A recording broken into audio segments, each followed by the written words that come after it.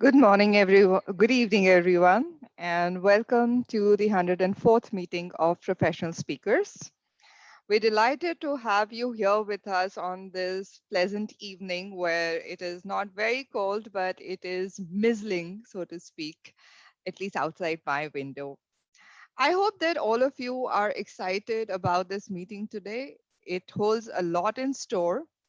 Before we find out what there is, let's reiterate our mission statement. We provide a supportive and positive learning experience in which members are empowered to develop their communication and leadership skills, resulting in greater self confidence and personal growth. Thank you. I would like to acknowledge the presence of our guests. We have with us Krish Nayak, Nimisha Singla, Anil. We also have Jolly Sharma. We have Seema Ramesh. We have Division Director Sakshi More. Nimisha and Seema Ramesh is Area Director. I'm apologize, Seema, I don't remember the area name. We also have Distinguished Toastmaster Shivpriya Gowri. And I have Avin Shangani. I hope I pronounced that correctly. I hope I haven't missed any. Oh, there is also Toastmaster Vijay Anand. Thank you so much for being here today. I hope that you have a pleasant time. I'd also like to acknowledge the presence of Toastmaster Haritosh Srivastav and Ekta Shetty. I think I will just go a little slowly so that I can continue to welcome the guests who are here.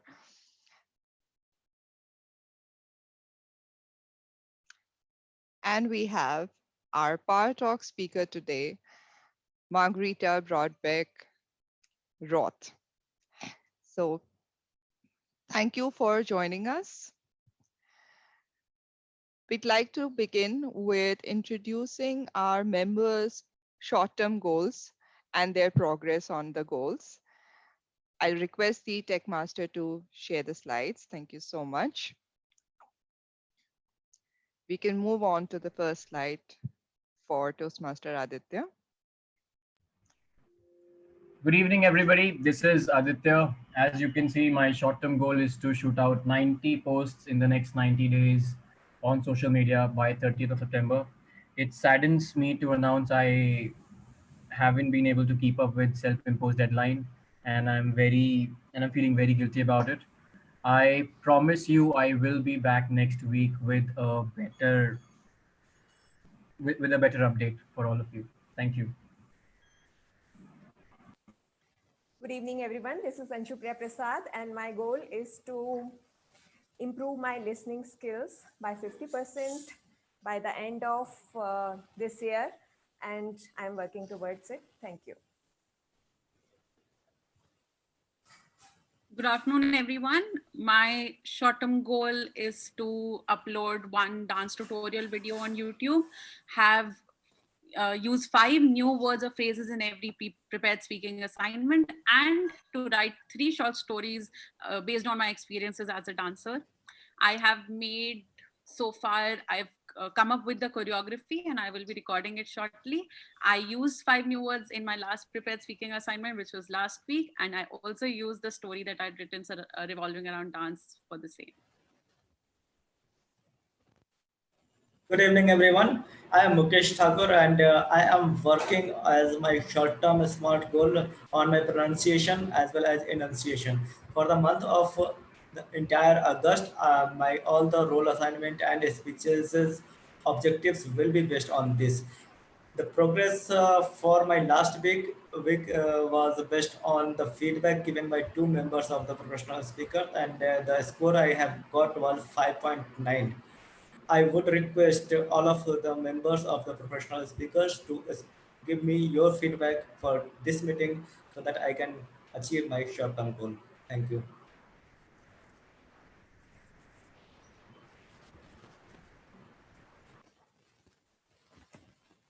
Good evening, all. I'm Raj Mehta. My short-term goals are three. One is to improve pronunciation and voice and accent over a period of 3 to 6 months. And for this, I'm reading and checking my voice and other aspects of communication by reading many books. And one more short-term goal is to upload video of at least 5 minutes. I have made some videos, but I felt that these were not uploadable. So I shall be improving on more of videos and then working on it. Also, my third short-term goal is to deliver a module of about 20 minutes. I have been looking for opportunities and trying to get the opportunities, but somehow I could not get it. But at the same time, I delivered modules at TLIs. Thank you. Greetings, everyone. I have my short-term goals defined for the filler sounds that I tend to use, the grammatical errors that I have, the way I would like to improve my language by using uncommon words and phrases deliberately during my speeches, and achieving a 0D target for time limits.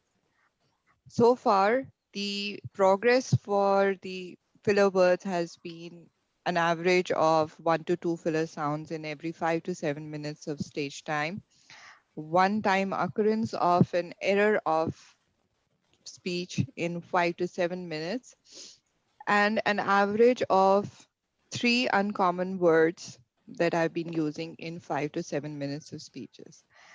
The issue with time limit spiked, but I'm hoping that that was a one-time occurrence and will not repeat itself. Thank you. My short-term goal is to learn to smile naturally by September 26, 2020, and to practice smiling for 30 minutes every day and incorporating smiles into my speaking opportunities. I am happy to tell you that over in this week I have given three different speaking assignments and longer speaking assignments, somewhere around 1 hour in length, and I found myself smiling and generally elevated while I was delivering those. Plus, I also figured out that when I sing, I tend to smile. So I've started singing also, and I've subjected three of my club members to my horrible singing skills today. I apologize for that. I promise I won't do it again.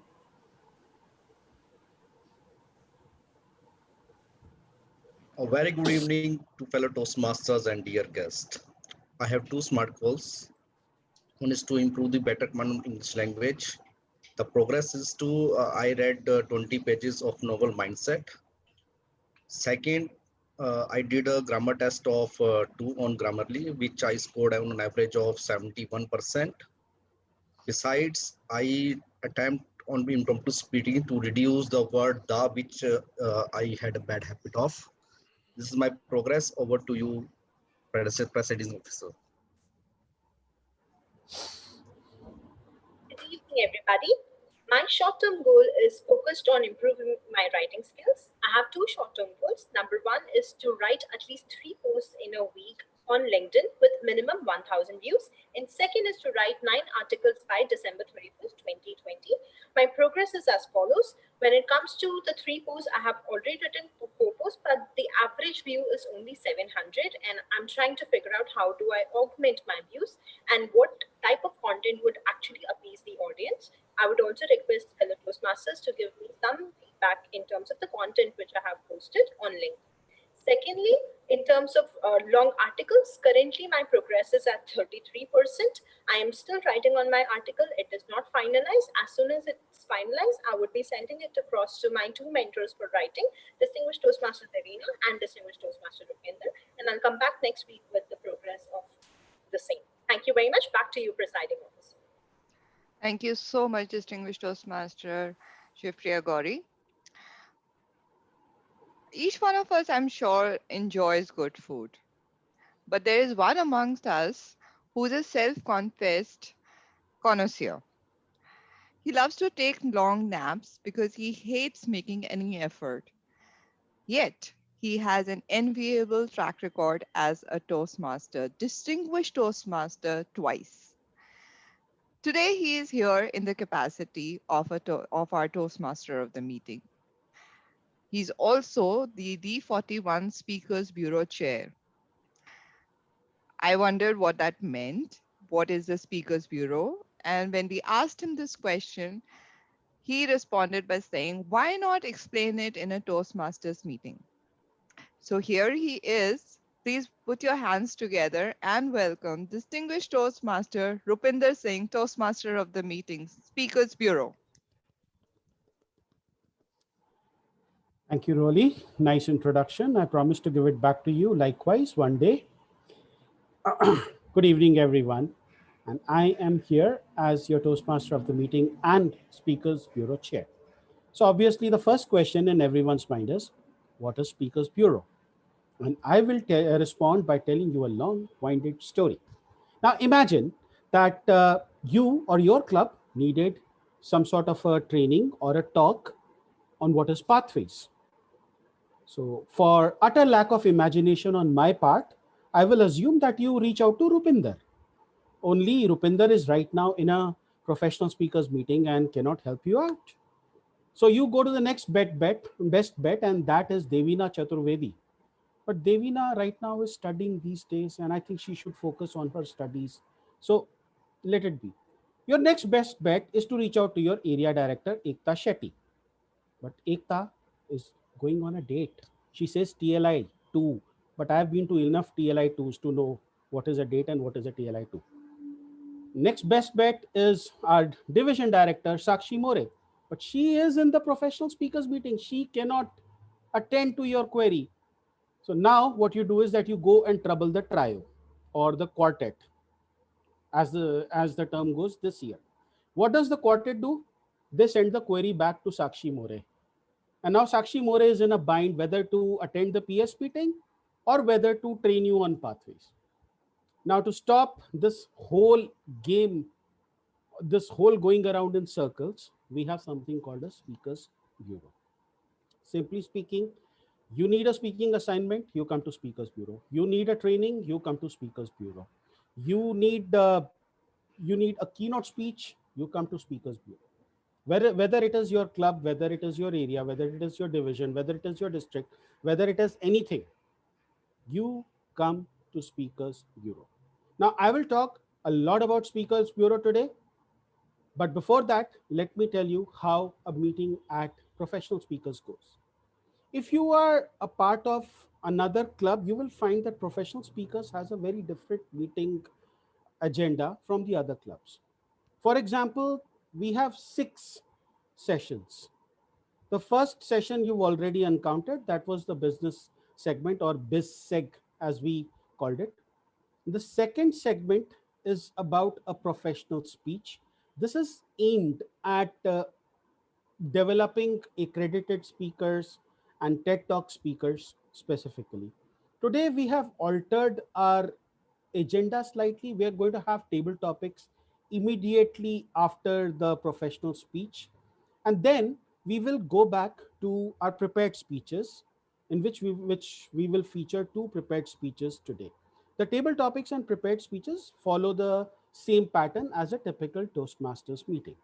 What does not follow a typical Toastmasters meeting pattern is our Power Talk speaker. And I'm very happy to say that our Power Talk speaker is joining us all the way from Switzerland. Let's give her a round of applause. And last but by no means the least, the most important part of a Toastmasters meeting is the evaluation. And at professional speakers, I'm proud to say we don't call it evaluation, we call it elevation. So our evaluation section today will be headed by a power packed think tank. And our general evaluator is the celebrated, distinguished Toastmaster, Devina Chaturvedi. Let's have a round of applause for her. Then, to assist her in this task, we have a tag team. starting with our timer. Let's have a round of applause for Toastmaster Roli Sinha. Then, for maintaining clarity in our communication, we have the R counter, and our R counter today is Toastmaster Sandeep Kumar. And last but not the least, communication should be correct, and for that we have distinguished Toastmaster Raj Mehta. And now I would like to ask distinguished Toastmaster Raj Mehta to share the word of the day with us. Thank you, Toastmaster of the day, Rupinder Singh, DTM. The word of the day is garrulous, which means excessive talkative, especially on trivial matters. The origin of the words comes from the Latin language, which means gary or chattering or prattling. A garrulous person indulges in talking just for the sake of talking. For example, a garrulous cab driver or taxi driver.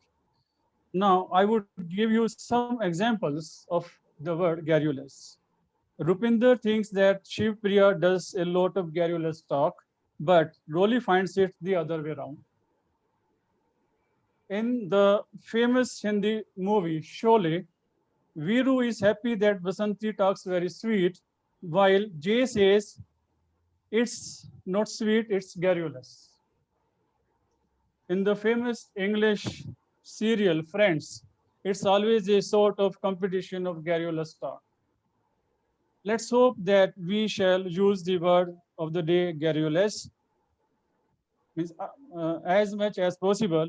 I further expect that we shall make least possible grammatical mistakes in this meeting so that my job becomes easy.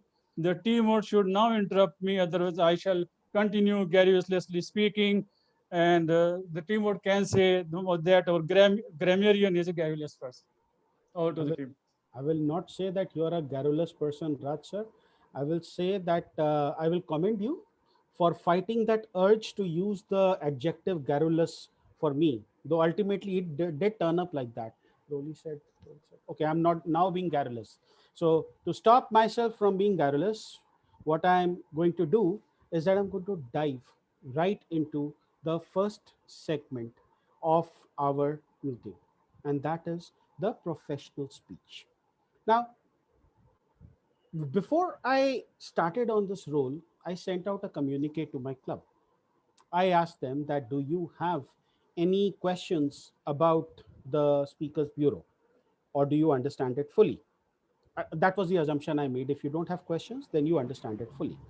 Apparently, our professional speaker Shivpriya Gowri, comma space DTM, understands Speakers Bureau all too well. And she should, because after all, I find her garrulous. She is here to talk about storytelling.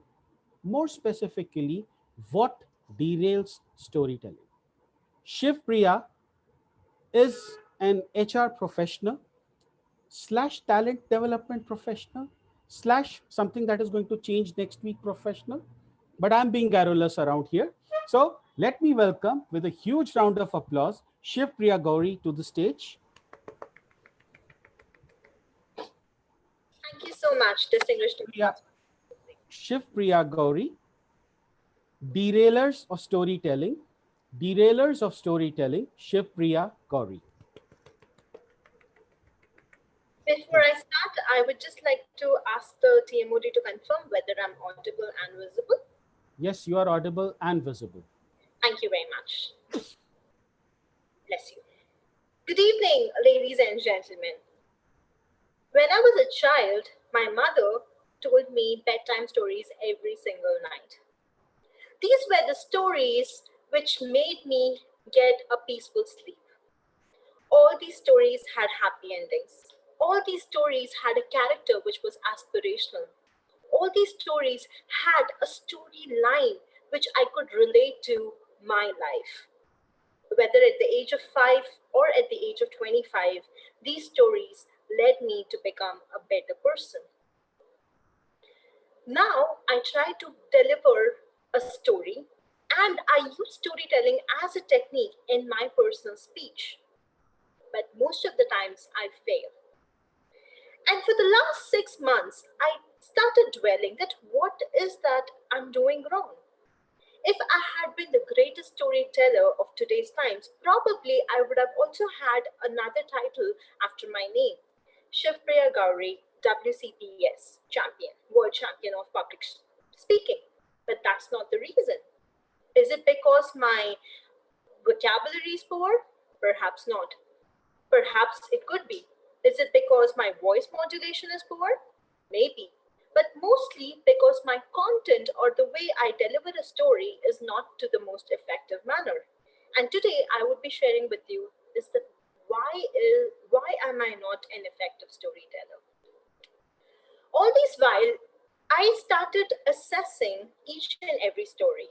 And I started with one of the favorite things which we all watch, that is Netflix. I started assessing all those greatest series, all those greatest movies, which we thought would be the best examples of storytelling in our lives. And I would also tell you some of the places or some of the examples where storytelling went terribly wrong. And as you, who is an aspiring professional speaker, or who is a professional speaker, or who's an aspiring WCPS, World Champion of Public Speaker, can actually learn from this and perhaps ensure that you have an effective ending. There's something called Game of Thrones. Now, how many of you know about that? Can I have a raise of hand, maybe? I know, Rupinder, you hate it. For 6 seasons, this story had everything you could ask for. The story had characters, it had context setting, it had a lot of conflict, it has different elements of human emotions. It had everything what Rupinder could ask when it comes to food. It had each and every ingredient of probably a perfectly baked cake. But at the end, instead of adding sugar as sprinklers, they added salt. That was the last season of Game of Thrones. Now, there are many reasons why we hated it, but when it comes to storytelling, I'll tell you 3 reasons why Game of Thrones failed. Point number 1, a lot of characters were actually dropped off and we did not know. As human beings, there is one thing which we all look forward to, and that is closure. When you bring a character, we connect with the character. When we connect with the character, we want to know what happens to that character. When a specific character is dropped out from your story or suddenly vanishes or disappears, that's when a level of frustration comes. Because one of the key sources of levels of frustration is the part where you do not know, the unknown. That leads to frustration. And that was one of the reasons why Game of Thrones was not able to deliver its best, because there were many characters who just vanished out of the script. Number 2, the subtleties of your story. Each and every time when you tell a story, you give a hint to the audience that what is the story is all about and how is it going to end. Now, surprises in a story is the biggest gamble you could play with. In some cases, it gives a very, very high return. But in some cases, when the ending is surprisingly not what the audience wants, you will tend to lose the audience. There was a character called Jon Snow. For all the seasons, you hinted that Jon Snow would be the king of the Seven Kingdoms, the ruler of the Seven Kingdoms, or the entire realm of Game of Thrones would come under the feet of Jon Snow. And for 6 seasons of subtle messaging, and you ensured that all the parallel stories also related to that, suddenly when you make a twist which is against what the audience wants, you lose the audience. And number 3, what is the worst part about Game of Thrones is your ending has to be justified. In each and every time when we give a storytelling or when we share a story, it leads to a message. And the message is a single message. The message is something which makes you want to learn or which makes you remember. And somewhere the messaging did not come out right. Probably because it was an abrupt ending, probably because it is not what the audience wants, probably because there was a lot of confusion or there was a lot of hurriness in terms of wrapping of the series. Because of that, there was no clear message which was sent out to audience. So now the audience is feeling like, what do I get from this? I spent 7 years, actually 9 years, waiting for this series to end. This series where I have invested so much of my emotions, my time, and energy. And a lot of us have also spent sleepless nights rewatching it before the final season with a lot of cup of coffees and a lot of other alcohol, of course, alcohol. And yet, we did not get one message which we could have worked with. Imagine if you had a story which did not have these elements. What message would you give it to your audience? Probably it won't turn out to be the best stories. I learned poker when I was in college. My senior told me once, guess what? In order to get a full house is everything in poker. And everybody wants to get the perfect cards. But if you want the highest returns, you also have to take really high risks. That's what storytelling is all about. It gives you the highest returns as compared to any other tool of public speaking, of any other tool of your topic or your content. But at the same time, if it goes wrong, your entire credibility as a speaker could go in question. Hence, it is important for us to understand that whether are we ready to take this particular risk of taking our stories to the next level? Are we ensuring that our stories are credible, relatable to audience, and does it help you to do the one thing which a story is supposed to do? Pass a message. Storytelling is nothing but a way of connecting to the audience. If your characters are not relatable, would you connect to the audience? To answer this question, I did a small survey with my friends. The survey was simply about if you ever had to pick a superhero, would you be Superman or Batman? And Superman had much more power, right? I mean, after all, he's somebody who can extract superpower from the sunlight itself. But a lot of them responded saying Batman. And I started dwelling why? Because Batman is something which is possible. Superman was an alien. There is no way that you could be one, but Batman was a human. Getting a Batmobile or getting a bat suit or getting maybe someone like an Alfred was actually possible. You just needed a lot of money, but it wasn't impossible. Hence, if your characters are somebody which is extremely aspirational, so much that you will not be able to relate to them, are they doing justice to your stories? If you portray yourself as a protagonist in your own story, and if you sell yourself as probably the Mother Teresa of the entire world, or the largest saint of the entire world, and if somebody is not able to connect to you, you lose connect with the audience. So choose your characters. You may have a lot of characters, but when you're choosing a story, choose your characters very, very well. Second, contextualization. Where we go wrong in terms of contextualization, especially while we are giving a story or while we are delivering a speech to an international audience, we forget that a lot of times a context which is applicable in our life might not work there. For example, when I say at the age of 22, my mother caught me drinking alcohol and she gave me a whack, to an Indian audience, you would laugh and say, ha ha ha, who gets caught when you're drinking? To maybe an American audience, they say, so what? I mean, your legal age is 21. Nobody would say anything.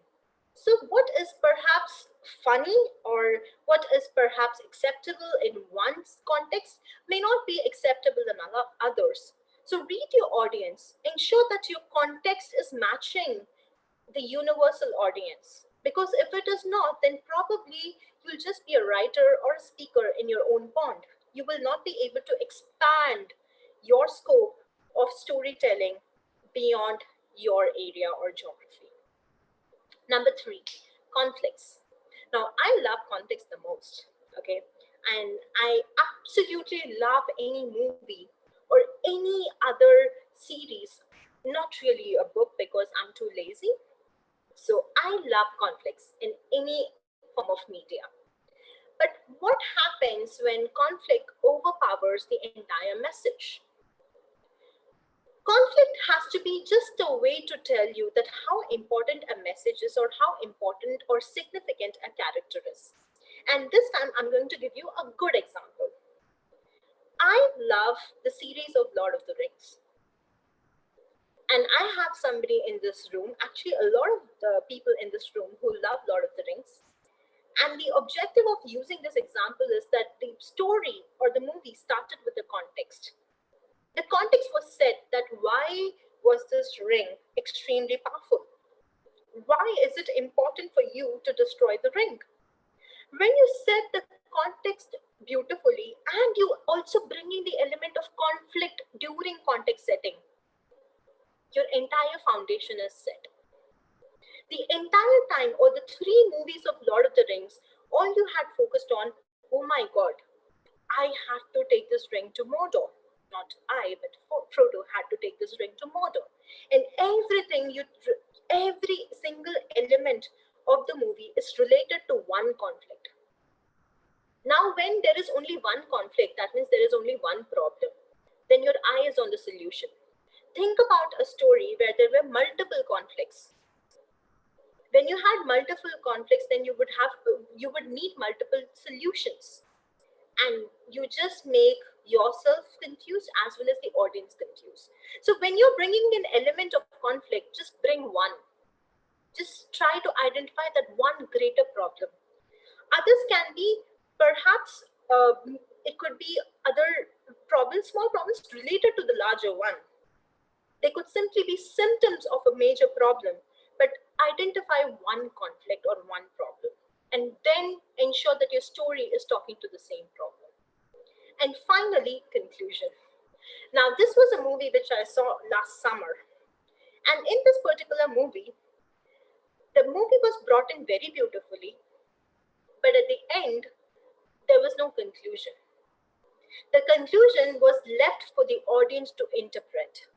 A lot of people would not see this as a great movie. It's a Bollywood movie, sorry, Margarita, but I'm sure I would request you to go and just Google it if you can. The movie is called Kalank. Now, forget about everything else, every other aspect of the movie in terms of cinematography or the lyrics or music. As a movie, it had a very nice movie which had very few characters and there were a lot of complexities. The movie's ending was left to the audience interpretation. Now, how would you feel if there was no conclusion to your story? Every time you explain the story and you use different tools to ensure that you're able to hold the audience, captivate the audience throughout. And at the end, if you say, audience, you decide what should be the ending, you're leaving them with nothing but frustration and disappointment. If I do that, then I would just be garrulous, like Rupinder says. At the end of the day, your story is only a tool. Remember, your story cannot be the hero of your speech. The minute you make the hero of the speech, you make yourself the hero of the room, which is not the objective. Because a great speaker only wants to express for others. A great speaker speaks for the audience, not for himself or herself. And when you make the story your hero, you make yourself the hero. Then it is not for the audience. So when you use a story, ensure that it is also talking to the larger purpose of your speech. It gives that message, which is a key takeaway for your audience. So it is not about using a story, but it is about overusing a story. With that, I summarize my entire point of how a storytelling can be a potential derailer. Please ensure that your characters are still alive if you're bringing a lot. And if you struggle in maybe closing each and every character, bring few characters. Number 2, ensure that the contextualization is done very well. Number 3, ensure that the ending is something what you have been hinting the audience. A lot of times, a twist may not work the best way, like Game of Thrones. Ensure that you have something called a proper solution or a proper ending to your story. Do not make it like Kalank, where you leave to audience interpretation. And finally, if you ever want to write a story, write like Lord of the Rings. At the end of the day, it was my favorite story, and I got a key message. And probably one day, I just hope that I could write something nearly as good as Lord of the Rings trilogy. Let's all be better storytellers. Back to you, Toastmaster of the Day.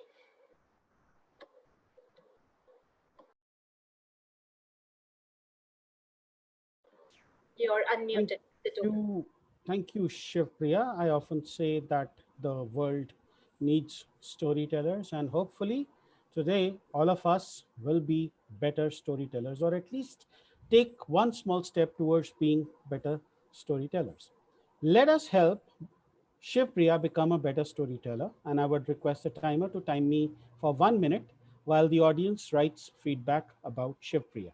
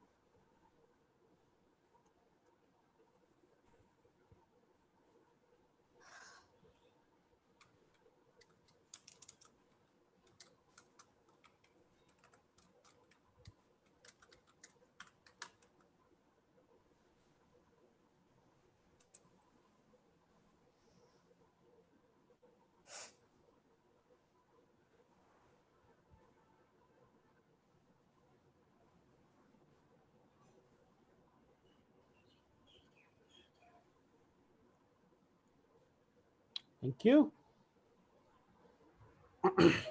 So, what do we want? What is the aim of Speakers Bureau? Like I said, it is to provide speaking talent as and when needed. Speaking of as and when needed, in Toastmasters, we learn the art and science of speaking as and when needed. Yes, I am talking about impromptu speaking. And the person who's going to drive the impromptu speaking in today's session has somewhat of a similarity to me. I am a lazy person by nature, as stated by Toastmaster Roli Sinha. He comes from a profession of lazy people whom we call chartered accountants. Well, not exactly lazy. You should see the bundles of energy they become towards the end of the financial year, and how they harass you for each and every document, including but not limited to your birthmark, proof of your birthmark, and your birth certificate. But it is not the time for me to tell stories. It is time for Mukesh Thakur, comma space DTM, to allow people to weave stories. Let's welcome Mukesh Thakur, comma space DTM, who is our TTM, to the stage for the table topic session. Thank you very much, Toastmaster of the Day, distinguished Toastmaster Rupinder Singh. Good evening, everyone. I am table topic master for the day, and today in the table topic section, we are going to apply just what our professional speakers has told to us. We are going to see how good we are at storytelling, because as a speaker we should be a good storyteller, as emphasized by our professional speaker. So today I will be giving words to the volunteers of the table topic section, and these words will be very familiar. It will be like a plot of some famous movie, but there will be one word that will be the derailers of the entire plot. As a table topics speaker, you have to create a story. You define your own characters, plot, conflicts, and the conclusion in 1 to 2 minutes. So can I see any volunteer? Any raise of hand? I cannot see raise of hand, so I can see Haritosh. Haritosh, okay, Haritosh, please unmute yourself. Yeah, you are unmuted. So your words, I will give you words, and the word is based on one of the famous movie you must have seen, and the words are three words: circuit, Munna Bhai, and alien. Circuit, Munna Bhai, alien. Okay, Mr. Table Topic Master, fellow professional speakers and other speakers, and any other guest. This story is about 19th century BC when there was a person called Munna Bhai. Now you might be wondering why he got his name Munna Bhai. That is a secret. That I will tell towards the end of the story. So Munna Bhai was very much interested in learning about professional speaking, and he came to meet some of the professional speakers in other club. Now, since there were no clubs in Earth, he had to actually be transported to another planet. Munna Bhai was very excited. How will I learn professional speaking? But more importantly, how will I apply this professional speaking? So when he reached to another planet, he talked to another person who was from another planet, and his name was Circuit. Now, Circuit was least interested about professional speaking, but he said, okay, Munna, I will help you by transporting you through the third planet. So when they reached to the third planet, Munna was able to practice his professional speaking in front of all the aliens. And that's how Munna became Munna Bhai, and he became a professional Munna Bhai speaker. Over to you. Thank you very much, Table Topics Speaker Haritosh. Can I have our next volunteer? Vijay Anand, I can see. So Vijay, just before I give you the topic, you just know how the timer card will work.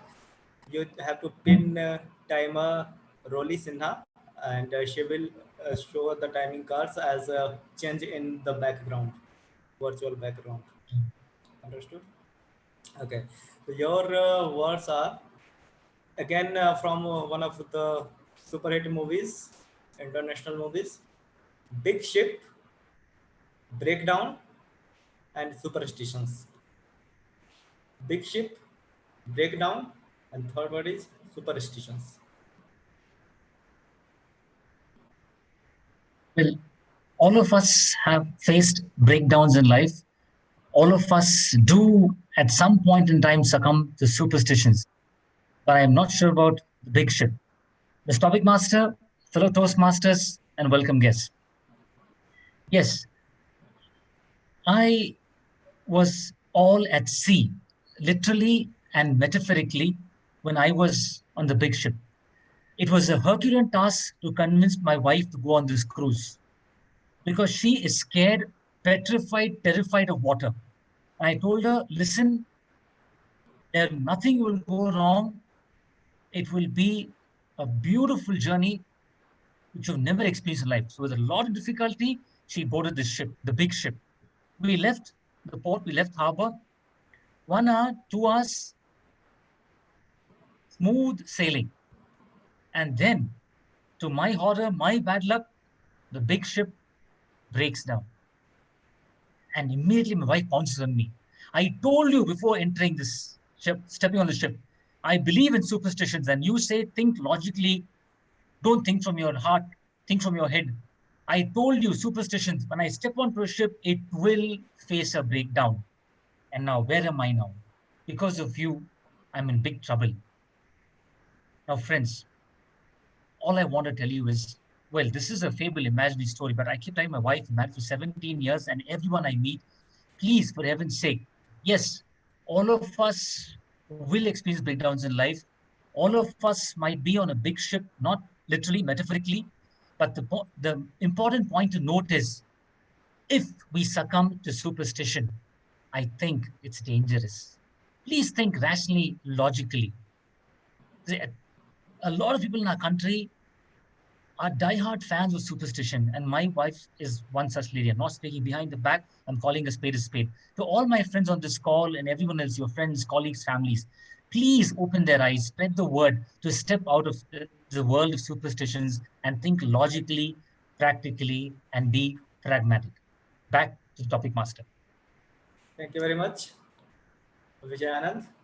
That was fantabulous story. Can I have more volunteers? I can see Divya raising her hand. Divya, okay. Thank you. Divya, you are unmuted. Okay. Yeah. Can you say something? Yeah. Yeah, Divya. So, are you aware about the how the timing will work? Yes. Okay. So your words are three words. Again, from one of the famous movie. You must have seen it, Bollywood movie. The words are success, engineering, success, and the last word is anarkali. Okay. Over to you. I think every boy likes anarkali. I don't know why, but everybody likes anarkali. So there are so many movies on anarkali. So it's a story of my college. So there was a boy and there was an anarkali. So they both fell in love when they were in semester one, and fortunately they become so famous, their love becomes so famous that one of the directors came and asked about all the stories, what, like how they fall in love with each other and all. And luckily made a movie was made on their real life story. So it was just because of anarchy, I would say, because name is so peculiar that and the character is also very peculiar, because anarkali is not like a other girl who shows tantrum. I'm not being a feminist, it's just my imagination going on. So anarkali was a very strong and very bold girl. She was the only girl in the college who used to uh, rag other juniors and seniors also. And her boyfriend, the hero, it was of a low character, like not I should not say low character, he is of the main character was only anarkali. Because of anarkali only that hero was came into picture and came into limelight.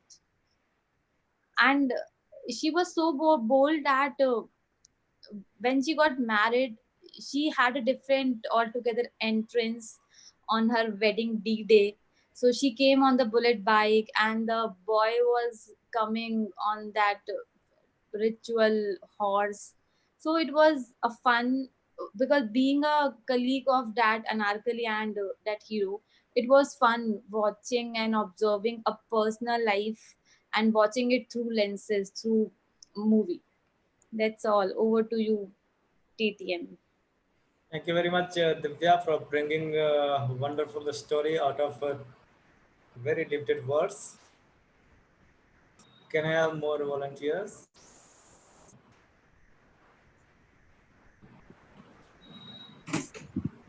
Can I request Sakshi?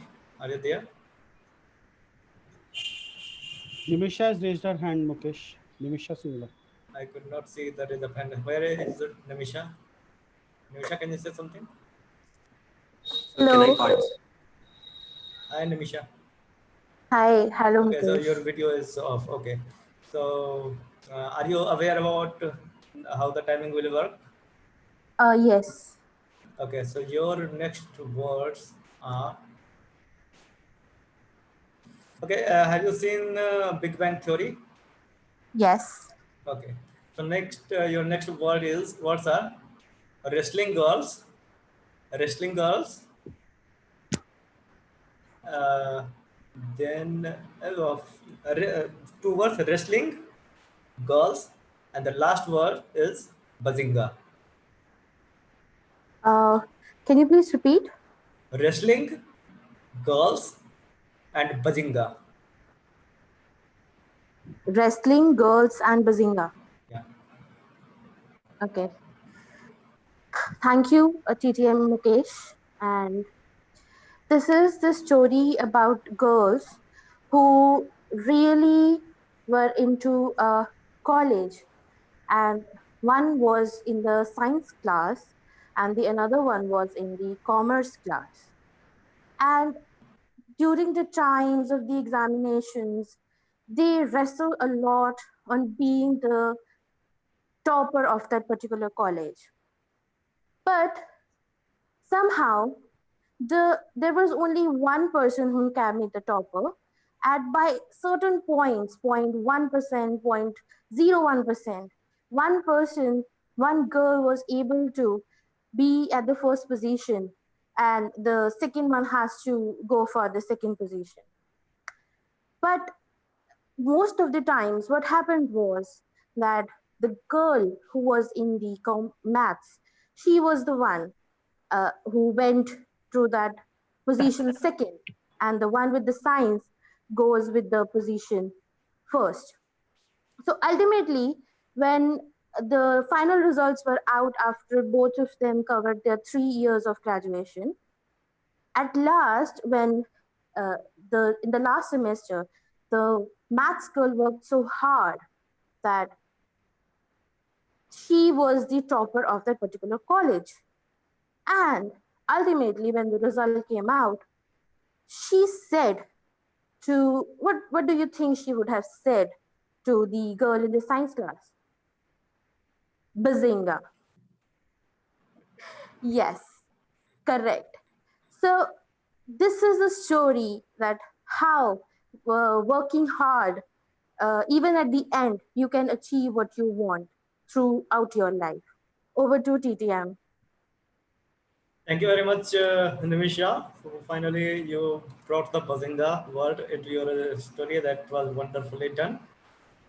I think we have already exhausted our time. The table topic section should end at 4:53, and we are at 4:52. So through with this section as well as with professional speeches, so much of information, we all must inculcate the habits of creating stories in each of our speeches. And over to Toastmaster of the day, DTM Rupinder Singh.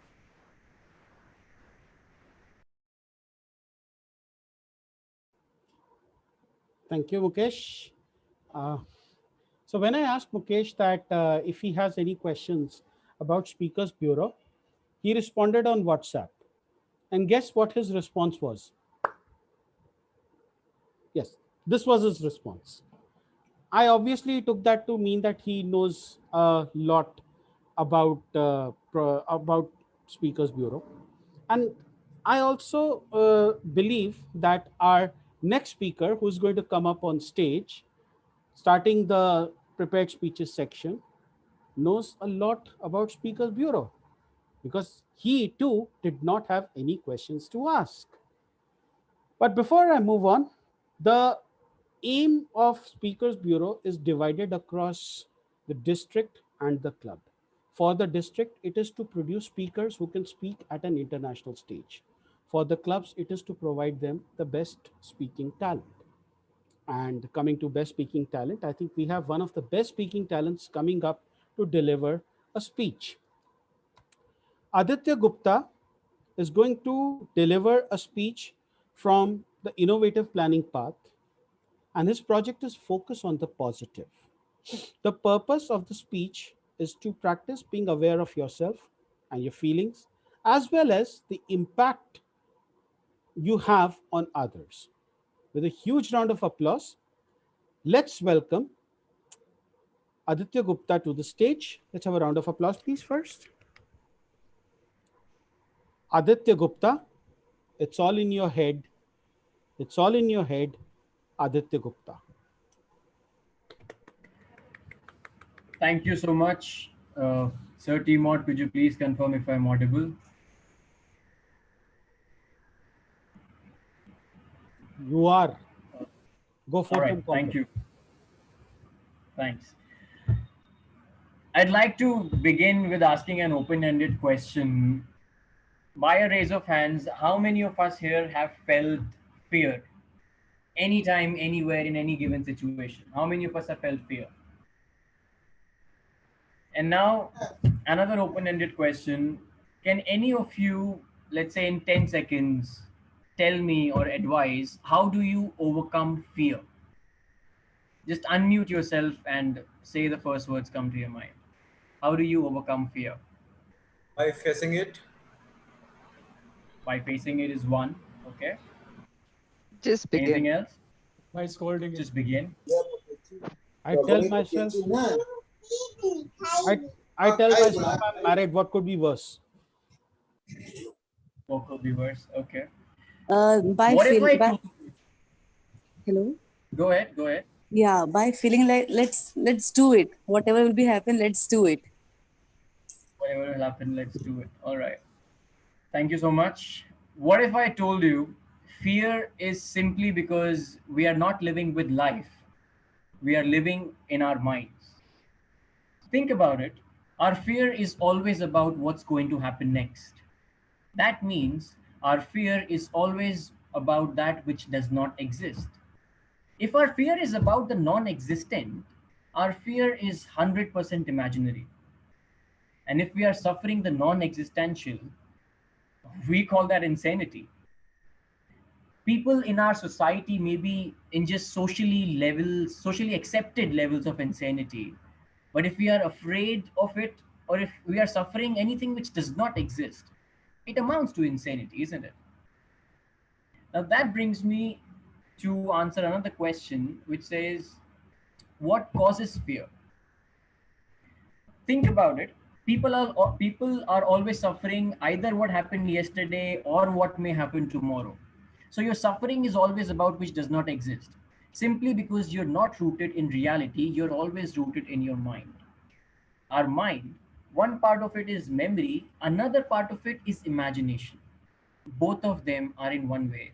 Imagination, because none of them exist right now. We are lost in our imagination. That's the basis of our fear. If we were rooted in reality, there would be no fear. What this really means is our outside reality, which is the way we behave in the physical world, is very much connected to our inner reality. The garrulous tape that keeps playing in our head.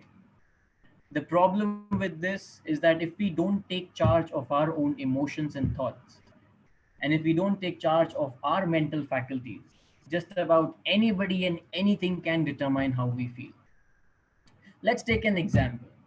Let's say the president of this club orders everybody starting next week to attend the meeting of professional speakers. You have to be dressed in a certain way, you have to speak in a certain way, you have to have a pre meal, let's say a huge bowl of rajma chawal, if you want to attend this meeting, and you will say exactly what I want you to say. Chances are we would feel suffocated attending this meeting and very, very angry that how can somebody else tell me what to do? Maybe to a certain extent, it's fine. But if you are telling me each and everything, you're micromanaging me what and telling me what to do, that's irritating and suffocating. And in a way that, let's say for this context, we can put it could be a form of slavery. So if somebody can tell us how the outside world for us should look like, and let's call that slavery, in a similar context, if somebody else can determine how we feel, think, and act in a certain way within ourselves, is that not a form of slavery? In fact, that is the worst form of slavery, where somebody else can tell me how I feel, where somebody else can tell what to think, where somebody else can do what to do.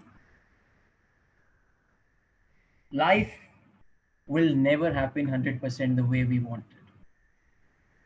And if our pleasantness, what is dependent upon whatever happens around us, that is outside of us, then our chances of being happy are very remote.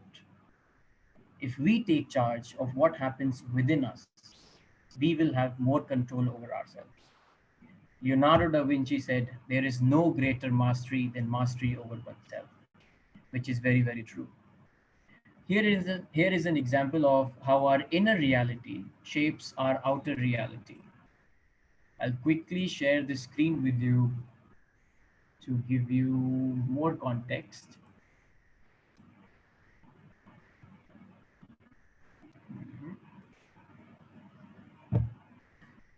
Can you confirm if you can see my screen? All right, perfect. Let's say for a moment, imagine you're walking down the street and you see someone you know on the other side of the street. You smile and wave, but they just keep walking without acknowledging you. And what goes inside you, let's reflect on that for a moment. Now, this is the cycle that is very much used in CBT, which is cognitive behavioral therapy. When you're given a situation, the way you respond to it comes across in your words and comes across in your thoughts, and the way you think determines how you feel. Let's take a couple of scenarios. The tape that plays in your head says, "What's the matter? Have I done something to upset him or her? Why didn't they respond to me?" Now, if that's the thought that's playing in your head, the way you would feel, you would be anxious or you would be worried. If you think that, "Why didn't she respond? Doesn't she like me?" You'll feel sad. What's his problem? What is wrong with him? These kind of thoughts will lead you to feel angry, and you will act, of course, in an angry manner. And if you think that, "I guess, he or she didn't notice me, maybe they're just busy," and in that case, you would feel a mild disappointment, but your actions will not be that devastating for yourself. And in case if you just think, maybe they're going through something, maybe they did not notice me accidentally. In that case, your feelings would be empathetic and you would not feel sorry for yourself. And the way these relationships in our mind works can be categorized into the ABC model. The way it works is we start with a situation, also sometimes called as an activating event, which is A, and then we move on to the feeling or the consequence part of it. A, C. What usually passes by in a split second is B, which is a thought or a belief which links A and C. The reason why this goes by lightning fast speed is because it comes from the subconscious mind, which operates on almost 10,000 bits per second, as opposed to our conscious mind, which operates on a very, very low speed. This is an automatic thought and it passes by almost without any notice. And this automatic thought determines the emotion we feel and how strongly we feel it. And it's in CBT, we say the way we think is the way we feel, the way we feel is the way we act. And the way we act determines almost everything around us. Now, situation can be of two types.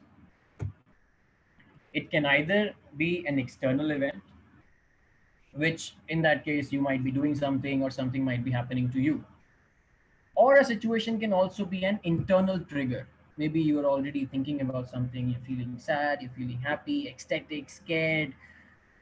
And the way all those thoughts, feelings, and emotions will also give certain body sensations within you. Whatever you feel, your nervous system responds to it. If you're feeling scared, your breath will be shallow. If you're feeling relaxed, your breath will be deep. In response to those situations, either external or internal, there'll be a certain set of thoughts that we will go through. The kind of thoughts we have, the kind of pictures our mind plays, the kind of self-talk that goes on inside us. And these situations will always move around in a circle of thoughts and feelings. The way we think is the way we feel, but also the way we feel will determine the way we think. It's not always so thoughts and feelings have a very close relationship between them. Sometimes you may be feeling very low, and of course, your feeling will project those kind of thoughts within you. And if you have a lot of, let's say, happy thoughts, you would automatically be on top of the world, feel ecstatic, elated. And also these two lead to our body sensations. It could be pain, it could be certain sense of physiological response, it could be more of happy hormones being released in our body, which is dopamine, oxytocin, serotonin. I forgot the last one. I'll come back to you on that in a moment. That's dopamine, oxytocin, serotonin, and endorphins. And of course, all of that will lead to the actions what we do in the outer world. One way to take charge of all of that is whenever we are in a certain situation, be in that situation in the way you would normally be, going back home before dozing off, reflect on that moment. If possible, journal it. Journal what happened in that situation. Where were you? Who were you with? Put them in a chronological sense, in a chronological structure. What happened? What event happened that lead you to feel happy inside you, insecure, scared, sad, happy? What triggered that emotion inside you? There is journaling is one way to take charge of that. And here are three steps, three structured steps to change it. Number one is explore. Explore the kind of behaviors that you like within yourself, that you don't like within yourself. An example could be if you behave in a certain way when you're in a crisis. If you like the way you behave, completely fine, nothing wrong with that. If you don't like how you behave in a certain situation, take note of it. What is the manner in which you behave, and what would be the desired outcome that you would want instead of that? So number one, identify the unwanted behaviors and what would be the desired outcome. Number two, getting new perspectives. One of the major drawbacks of us as human beings is we find it very hard to look at our behavior objectively. So it's very helpful and suggested in such kind of scenarios that you take feedback from your close peers. It could be your colleagues, your boss, your supervisor, your subordinates, maybe your Toastmasters community, your members of your club, your friends, family. Ask questions about your behaviors. What is it that you do well? What is it that, or what is the way in which you act in certain situations? And who knows, you might come across some new perspectives which could have been completely on our hindsight. Number three is very simple but very important. Act. Even if you do step number one and step number two, if you do not act on that, all of that will bear no fruit to you. Once you've explored the undesired behaviors and chosen the desired outcomes, once you've also got a new perspective about your behaviors, create a desired action plan of how you would want to change those behaviors. And the moment you find yourself in a similar situation, correct yourself that I'll not let myself react or respond to that situation in the same way I used to, but I will respond to that situation in the way I want to. And once we take charge of of our mental faculties, we will have a lot more control of what happens in our lives in the outside physical world. Thank you so much. With that, I hand it over back to you, Sir Timur.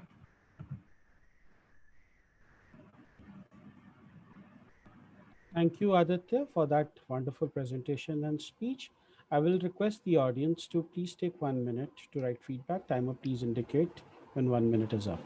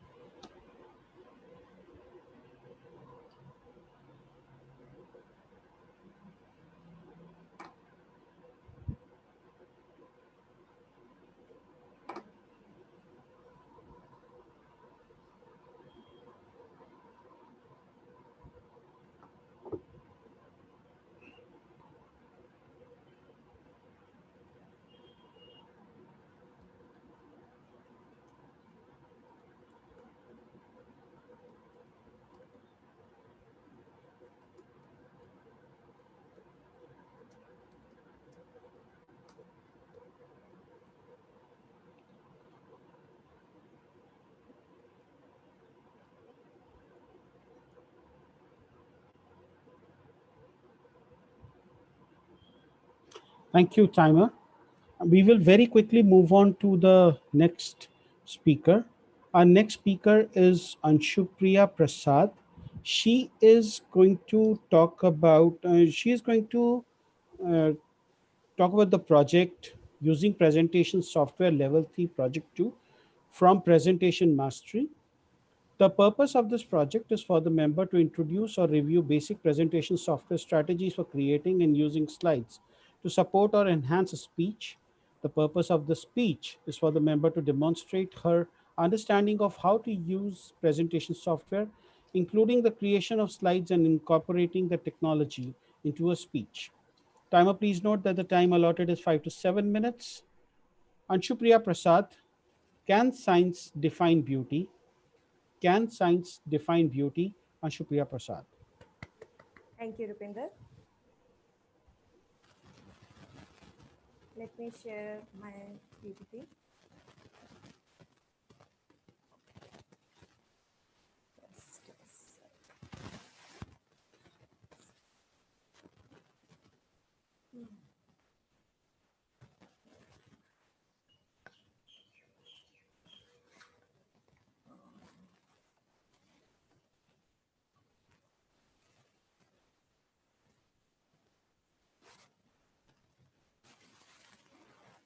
Okay, can you see the screen?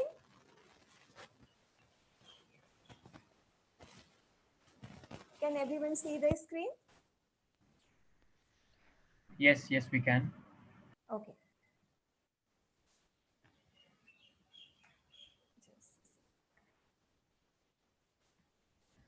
Can science define beauty? Is there any formula which can be applied to measure prettiness? Why do we find some people stunning and others less attractive? For most of human history, these questions have been approached by years of conditioning and speculation. But in the last few decades, scientists have addressed the question of beauty using ideas from evolutionary psychology and tools of neurosciences. If you believe that beauty lies in the eyes of the beholder, I am afraid during my speech, you may stumble upon some surprises. Scientists claim that the eyes look, but the brain sees. What happens to the brain when we see a beautiful person? Attractive faces activate parts of our visual cortex situated in the back of the brain, an area called fusiform gyrus and an adjacent area called lateral occipital complex. First one is tuned to processing faces and other is attuned to processing objects. Pretty faces activate parts of our reward and pleasure centers in the front and deep in the brain. Our visual brain interacts with our pleasure centers to underpin the experience of beauty. Amazingly, we all engage with beauty, don't we? Beauty also engages with us. Anjan Chatterjee, a cognitive neuroscientist, conducted an experiment in which people saw a series of faces on one condition. They had to decide if a pair of faces were same or of a different person. But even in this condition, pretty faces drove neural activity robustly in their visual cortex, despite the fact that they were asked to identify the persons and not their beauty. This study suggests that our brain automatically responds to beauty by linking vision and pleasure, regardless of whatever else we might be thinking. Now the eternal question, how does brain decide whether someone is beautiful or not? Scientists believe that the answer lies in the golden ratio, represented by the Greek letter phi. The golden ratio expresses an ideal proportion of two aspects of an object, with one aspect roughly 1.6 times longer than the other, a ratio of about 1.618 to be precise. Doesn't it sound like geometry and trigonometry? Human faces that follow this mystical ratio are often considered more attractive. Let me ask you another question. Do you think Leonardo DiCaprio Just a sec. I'm thinking that you are not seeing the right footage. Just a sec.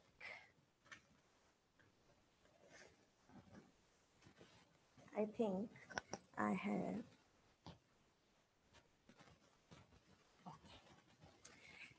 Do you think Leonardo DiCaprio and Angelina Jolie are beautiful? Well, according to the golden ratio, they are not as beautiful as we think of them. Then who fits the bill? They are Amber Heard, Kim Kardashian, Marilyn Monroe, George Clooney, Brad Pitt, and David Beckham, to name a few. If you are wondering how a golden ratio face is determined, I can show you right now. Measure the length of the face with a ruler or measuring tape held taut from the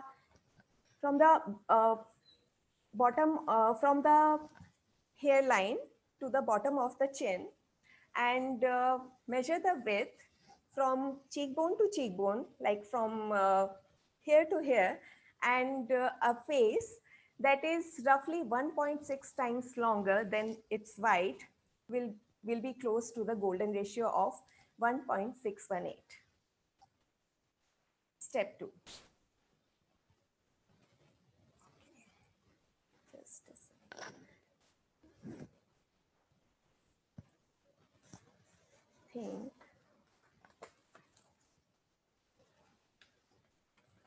Okay. Step 2.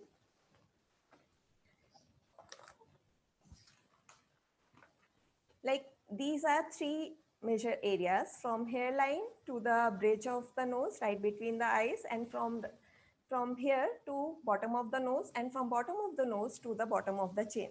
If you measure these three parts, and if they are equal to each other, it means that the face is equal to the natural beauty. And step 3. Measure the width of the eye and the distance between the eyes. And if the width of each eye is equal to the width to the distance between the eyes, then the face is closer to golden ratio. And step 4, measure the length of the ear to the length of the nose. If they are equal, then it is close to the golden ratio. So it is like if A is equal to B and B is equal to C, and then C is equal to A. So I would like to say that there is one more point, which is symmetry. Our brain naturally likes things which are symmetrical in nature. So that's why people who have balanced figure, or like they are proportionate, we tend to like them.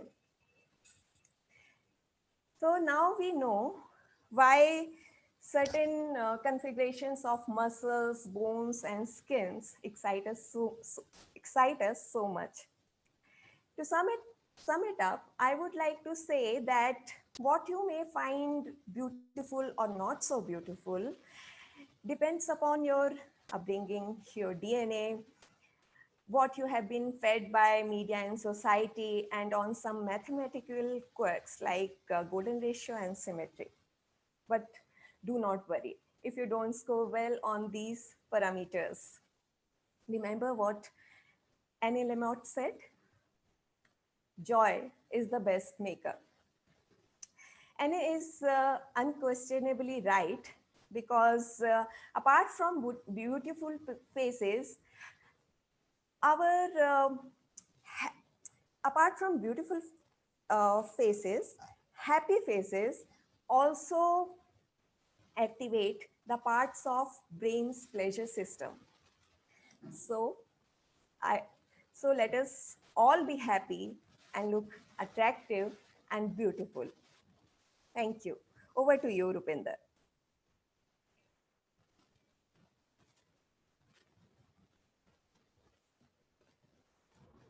Thank you. And Shivpriya, I can tell you that almost 50% of the room was measuring the contours of the face while you were at it. But moving on, let's take a minute to write feedback for Anshupriya. Timer, please show me the red flag once that is done. Red card, not red flag.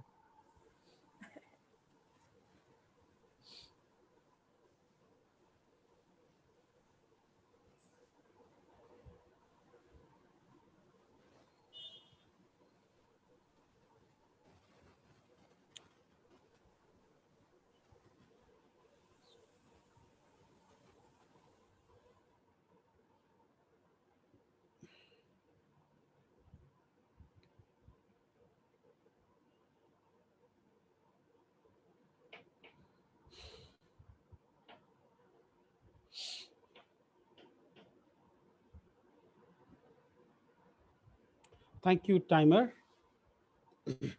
Thank you very much. Now, I would love to continue talking about Speakers Bureau, but unfortunately, we are out of time. So what I'm going to do is that I'm going to copy and paste two links. So in the chat box. Now, this is the link you use if you want to request training or speaking talent from the Speakers Bureau. Coming up with the second one.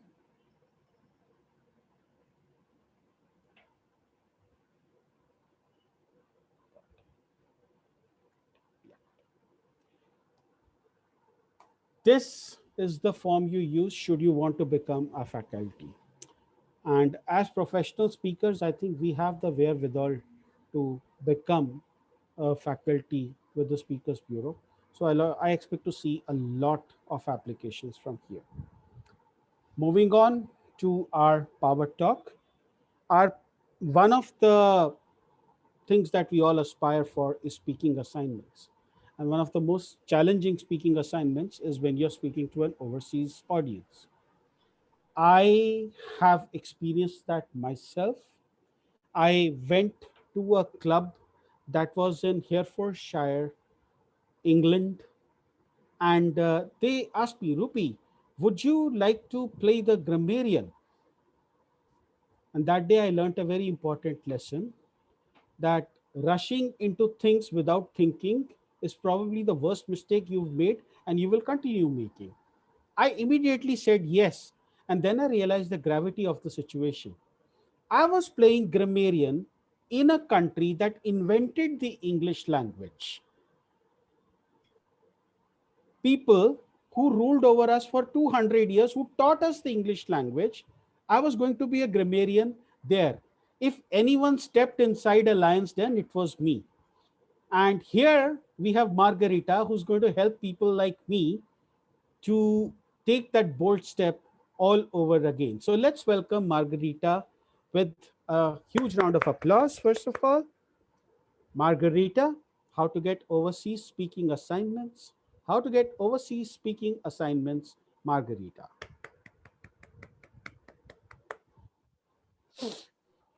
International speaking assignments are, for many, the icing on the cake in their Toastmasters journey. I hope that you will spend the next 10 minutes or so picking up here and there some ideas on how you may get one of these coveted opportunities rather than expecting a foolproof recipe for a flavorful cake to devour whilst fresh from the oven. I will use my personal experience with listening to many speakers and occasionally picking one, just one, and inviting them to one of our intimate soirees. Fellow Toastmasters and guests, the key to choosing a perfect speaker and to extend to them an invitation is first and foremost a financial one. Disappointed? Let me explain. No, this is not about expense reimbursement. It is about how much you are willing to pay to listen to a speaker again. in my opinion, unless I am quite convinced that I will be prepared to spend the equivalent of a really nice dinner to hear the person again, they will not qualify. Let me even be clearer. I am not speaking about the pizza dinner in a chain restaurant. I'm speaking about something with all the bells and whistles. And should you not be endowed with the kind of purse I am speaking about, then think at least about the simplest of all pizzas, but very well done. Ripe, flavorful tomatoes, buffalo milk mozzarella, and a fragrant basil on a thin, crisp crust, fresh from the wood oven. Unless you are prepared to pay for the speaker at least what a perfect meal will cost you, hands off. Most so-called great speakers are not as good as they think they are. They are blissfully oblivious of their limitations. Many are incompetent, with all the negative consequences for their audience, and especially those who would like to learn from them. However, we tend to fall for the wrong speakers in the wrong context. This is the second point you must be aware of. We are making wrong choices because we are not able to differentiate between confident speakers, those who think they are competent, and competent speakers. Thanks to social media, we fall in love with charismatic personalities. However, as with leaders, great speakers are humble, honest, and unassuming. Just watch, for example, the speech Angela Merkel, the Chancellor of Germany, gave on the 18th of March of this year about the corona pandemic. Charismatic? Not exactly. However, the contents delivered modestly allowed her to rally the nation and to serve, at least over here in Europe, as an example for how to communicate in times as we live right now. And by the way, you can download it from any site. It is even translated into the English language if you're interested. Regardless of what I have just said, we still tend to be unable to resist the attraction of narcissistic individuals, those people who share with us outlandish ideas that tap into our own narcissism. We give the stage to people who are famous for being famous and whose main credential is being garrulous. Coaches and mentors tell us to love ourselves, that by thinking we are great, we are. We feel entitled to be applauded rather than focusing on being empathetic and stay in control.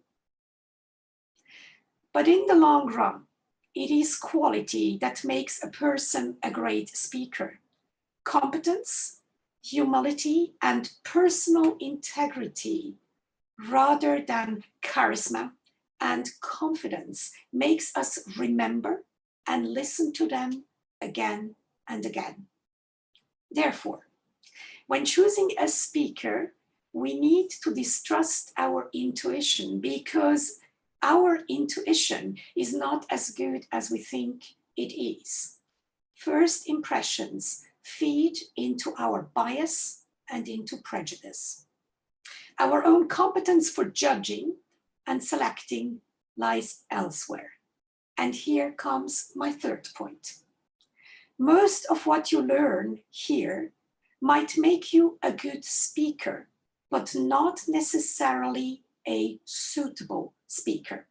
For instance, in some cultures, dissent and disagreement with friends and relatives is considered normal.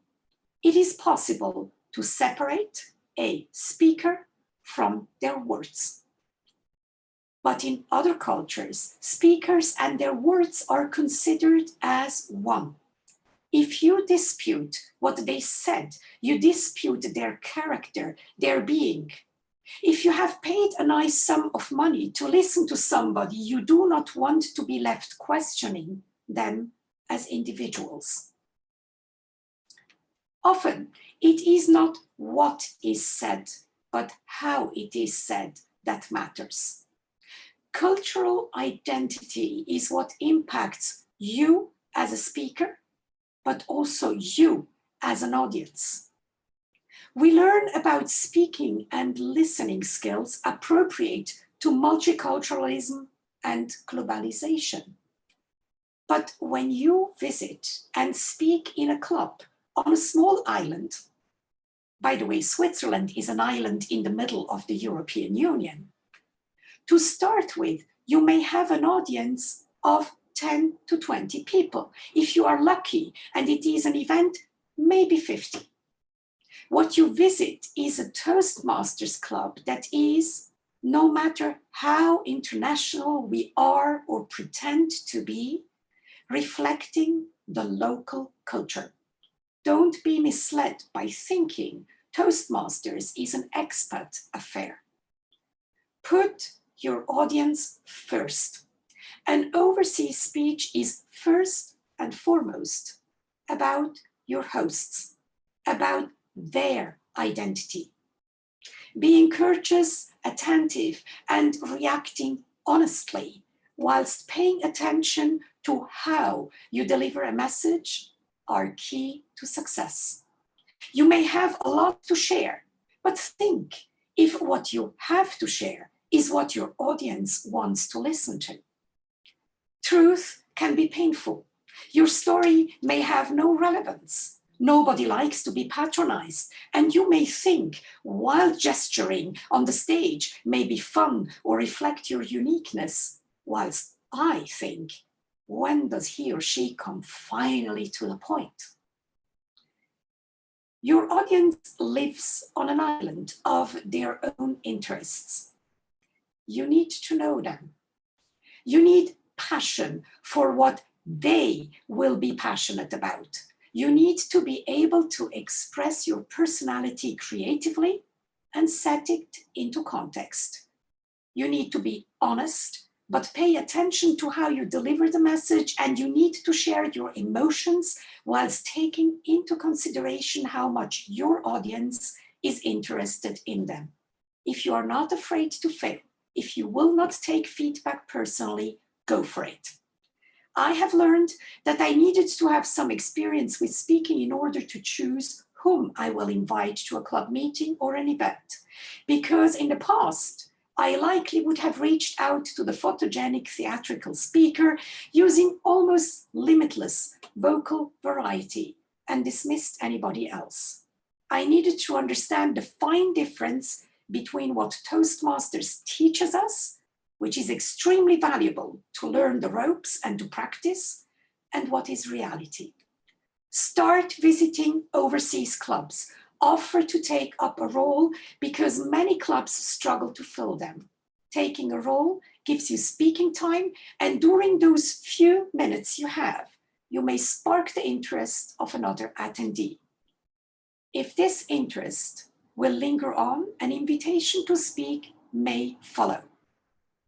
If you have a training that was successful in your area, try to attend a training about the same subject in another district before you offer your services, because you may have to rewrite it completely, because besides getting suggestions on how to complement your piece of art, you may be able to do a sanity check and realize that the class act you successfully delivered in your neck of the woods will not go down well elsewhere. If you really aspire to speak internationally, then ask yourself, how much would you pay for listening to yourself? Are you charismatic and confident rather than competent and humble? Do you have personal integrity? And most importantly, is this about the audience or is it about you? Mr. Toastmaster.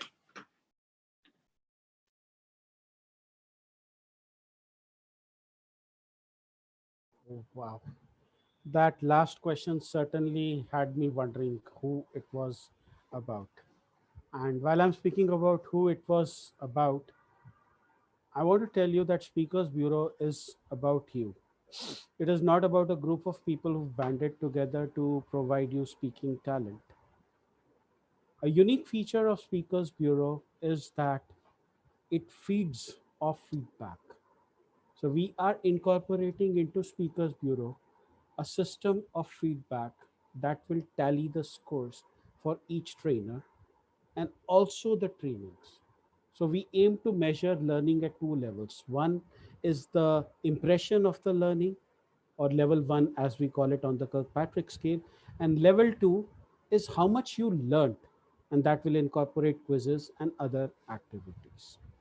And I've been talking about feedback for so long because our next session that is coming up is related to feedback. And I can already see our general evaluator who delivered a speech about dance last week, dancing, or should I say, squirming in her seat. It's an honor to be evaluated by Devina Chaturvedi. There are a very few names that come to my mind in District 41 when I try to recommend general evaluators. And it is a matter of right for me to say that Devina Chaturvedi comes among the top in that list. What you are about to see is a masterpiece in general evaluation. Let's give it up for distinguished Toastmaster Devina Chaturvedi. Thank you, Mr. Toastmaster of the Day. What a fantastic meeting this has been so far. I can't wait to share my report, but I know there's still time. So let's for now begin with seeking feedback for the prepared speakers. Before I invite any of the speakers up on the stage, let me remind all the evaluators and our guests and our audience members that you can all be invited, like anybody here can be invited to deliver their feedback. Please remember to be brief and not to repeat any recommendations or commendations already shared by other evaluators due to the paucity of time. Let's jump right into it and invite our first speaker, that is our professional speaker of the day, distinguished Toastmaster Shivpriya Gowri. Thank you so much, Madam General Evaluator. A very good evening to everybody. I would request you to kindly share your feedback specifically on the content as well as the delivery of the professional speech. I have also received the feedback from distinguished Toastmaster Rupinder Singh, so I wouldn't ask so. I would request Toastmaster Roli to kindly begin her feedback. Thank you so much, distinguished Toastmaster Shivpriya Gowri. Your speech had a number of points which I can emulate in my own speeches and stories that I choose to tell. I felt that the focus on Game of Thrones was a little too much, and I understand that we may not all feel that it was a great story to begin with, or it had too many flaws, but we have to give the admiration and fan following that it had. So to me, it seemed a little strong to just dissect it like that and dismiss it like that. Thank you so much. Now I would request Toastmaster Aditya to share his remarks. Shivpriya, I wouldn't have any recommendations for your speech. I loved it overall. Very insightful, very informative, and there were a lot of takeaways for me, which I will definitely incorporate for myself. Thank you. Thank you so much. May I have Toastmaster Anshupriya to share some recommendations in specific, please? Shivpriya, your speech was really quite informative. I just have one suggestion. If you could have used slides to show your pointers, it would have given more. It would have been more impactful. So that's all. Thank you. Thank you. May I request Toastmaster Margarita to share some points other than the private chat, please? Hoping not to be too repetitive because I gave you already feedback. I think that content-wise, you have ticked all the boxes. And for sure, the way you have delivered the speech in terms of language, grammar, it was wonderful. The matter I would consider you thinking about, and for that, I think you need to watch a recording when you are speaking to a computer or a camera. For me, but this is also maybe a cultural difference. At times, I was just there and said, whoa, this is really intense, because you almost looked on my side as if you would jump on me, okay? So apology for saying it this way. That is something that I would really consider when you speak to a camera, maybe lean back from time to time. I liked very much the contact with it, but as I said, intensity levels at time a bit too much for me. But thank you very much. I learned a lot from your speech. Thank you very much, Toastmaster Margarita. I request the Madam General Evaluator to kindly share her feedback on the same. Thank you, distinguished Toastmaster Shivpriya. You asked me specially to check for flow and effectiveness of content. On the flow, I found it to be logical. It was fine for me. On the effectiveness, I would have liked it if you shared a 3 to 4 minute story and then dissected it with the elements that you were talking about. It would have made it more relatable, perhaps in that 18 minutes that we had, instead of all the pop culture references, because I wasn't familiar with a few of them, and that just took me back and just alienated me there. Thank you very much. I see a red card. To summarize, my key focus area is, of course, the content, how I could make it more relatable and universal so that it is accepted very well in the audience. The irony is that that's one of the key takeaways of my speech, and it's also there. So there's a live example of how storytelling can have its flaws. And also, thank you so much, Margarita, for pointing it out that how your sitting position can actually affect the intents in terms of the delivery. I think these 2 points I'm going to take it for for current improvement areas and work on it, and perhaps have feedback in the next meeting. Back to you, Madam General Evaluator. Thank you, distinguished Toastmaster Shivpriya. Let's jump right into our prepared speakers by inviting the first prepared speaker of the day, that's Toastmaster Aditya Gupta. Thank you so much, Madam General Evaluator. I'd like all of you to give me feedback apart from one, which was you were able to see the presenter view. I already got that one. So I would like to start from DTM Mukesh. Hi Aditya, thank you very much. I really like the way you started. You interacted with everyone and brought all the attentions to yourself. I have some recommendations and so that there are lots of things that are just informative that you are just trying to impose on the audience based on some of the researches or some studies.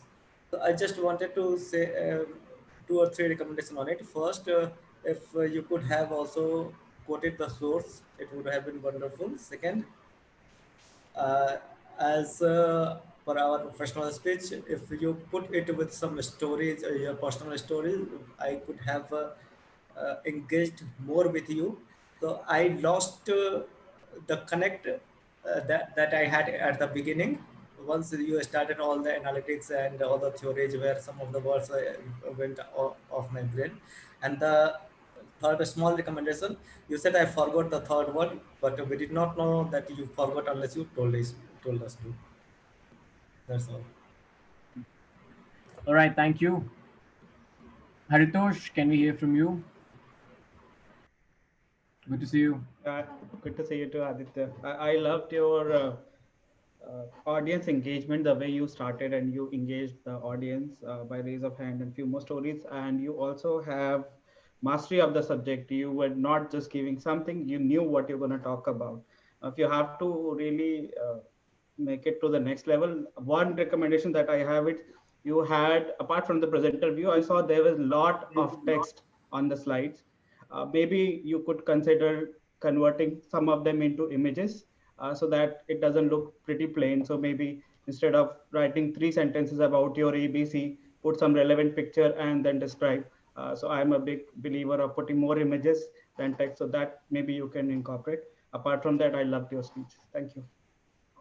Sure, it will definitely do. Thank you so much. I would love to hear from our part talk speaker, Margarita.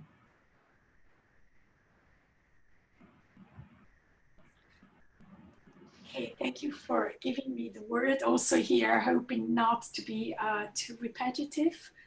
I liked very much the contents of your speech and what you had to share, because I have still takeaways that are with me. Now, regardless of what I said before about being flashy and how much, looks are not necessarily the only thing that count. I like very much your room. I like the purple wall. I like the painting that you have. But the problem is that because for most of your speech, the lower part of your face, for me at least, was cut away, I started to focus on the slides. And the problem of the slides for me is not so much the amount of text, but slides should be supporting you and not vice versa. It looked a little bit more as if the slides become the center point of your speech rather than what you had to say. And this is a shame, because my focus was taken away from what was most important about what you shared with us. So consider about how you can either visually bring yourself more into the play, or then alternatively, you have to do it with the voice. But my personal preferences is not crazy voice acrobatics. So I rather prefer to be able to focus on the person and what they have to say. Thank you so much. I see the yellow card is up. I'll quickly summarize the feedback. The points of improvements, starting in the chronological order. The speech was a little bit too informative. Maybe I could have quoted the source as well and added a bit of stories to add spice to the content. Could have tried a couple of images instead of all the text. And the most, I loved this part which our part talk speaker said, the slides should complement the speaker and not the other way around. Thank you so much for all the feedback. Back to you, Madam General Evaluator. Thank you so much, Toastmaster Aditya. I hope everybody has, all the speakers, you've gotten your feedback as you desired it, and we're all set to improve in the meetings to come. Let's now hear from our auxiliary role players as to how we went on clarity, correctness, and timing. Let's invite first the counter of the day, Toastmaster Sandeep. Madam General Letter, we missed evaluation for Shivpriya Prasad. Thank you so much, Toastmaster Sandeep. Let's first have our prepared speaker number 2, Toastmaster Shivpriya, to receive her feedback on her speech today. Thank you, Devina. So I can see that there are, we have 2 Shivpriya in our meeting. So I would like to start with both of them. First with the guest Shivpriya. Can you hear me? Actually, that's just my other device. So okay, so I there is some different pictures. So okay, so then you can. I will quickly give you my commendations and recommendations. First and foremost, very, very, very apt topic. I love the way you brought in the subjectivity and the objectivity element within one speech. I also like the way that you try to identify that if you consider something as beauty, which is very subjective, how you were able to bring a method to the madness in terms of the thought process. If I would want you to develop on something, there are 2-3 ways. Number one, instead of a PowerPoint, use your background. because I want to look at you and understand. So maybe you can just have one picture or two picture if you want to use it and explain the entire ratio or the map, then close the PPT so that the audience can look at you. So somewhere, I mean, they are very pretty pictures and they are very captivating also. And it kind of takes away the concentration from the speaker and then maybe the picture that, okay, what is it? Second recommendation is a lot of times you used a lot of formula in terms of this by this, etc., etc. Maybe those things can be put into a slide rather than just the pictures, because I'm very poor at math and I would prefer a visual or some words rather than just listening to it. Thank you so much. Back to you. Thank you, Shivpriya. Now, Devina. Thank you, Toastmaster and Shivpriya. My feedback for you is limited, considering Shivpriya has covered so much. I would like to say, however, that I would have liked if you had just spent some more time in practicing with your slides. So you also felt that there were some glitches, and that just created a lot of breaks in your speech, which could have been avoided if you just practice a little bit, perhaps on Zoom with somebody else prior to your speech, so that you could have seen how it's appearing on screen, if the slides are going with what you're saying or not. That would have helped make this speech perfect. Okay, thank you, Devina. Raj sir? My points have been covered by Devina as well as Shivpriya. Okay, thank you, Raj sir. Margarita, would you like to say something? I think that it's into what has just been said. Leave the slides away. Okay, yeah. I give you an example. I have been asked yesterday by Rupinder whether I have slides. I have slides for my speech, but I decided this morning that I'm not going to use them because it is a Zoom meeting that I'm not controlling. I'm a bit of a control freak. So I rather don't use beautifully prepared slides than giving the control or having them in a setting where I'm not 100% sure I know what is going to happen. And this is what I recommend to everybody. Be courageous, just leave them away. No matter whether after the evaluator tells you, oh, it would have been nice to see some slides. No, that's not the point. The point is what you're saying. So okay. Thank you, Margarita. Yeah, thank you. About it. Yeah, Haritosh, would you like to say something? Thank you, Shivpriya. I think most of the points have already been covered, and one thing that I felt, and it could be my own perception, your point of speech was you're talking about science with the beautification, but towards the end, it turned out to be what we are actually utilize in the eyes of the beholder. So towards the end, to me, it looked like a little bit contradicting or going away from the main point. So maybe you can condense that and keep it to one point, or maybe make it clearer towards the start. That is the only thing. I think you had great images and humor punches, so good job on that. Okay. Thank you. Sandeep, would you like to say something? Shivpriya, I would like to highlight only one point. I already heard you earlier, but today, although you carried a smile, but if I see the voice, you look less confident today. So maybe you can work on that. Yeah, right, Sandeep. Thank you. Thank you. I would incorporate these suggestions. Thank you so much. Over to you, Devina. Thank you, Toastmaster and Shivpriya. That was our evaluation section. Now let's jump into the auxiliary role players reports, starting with the counter. Toastmaster Sandeep, over to you.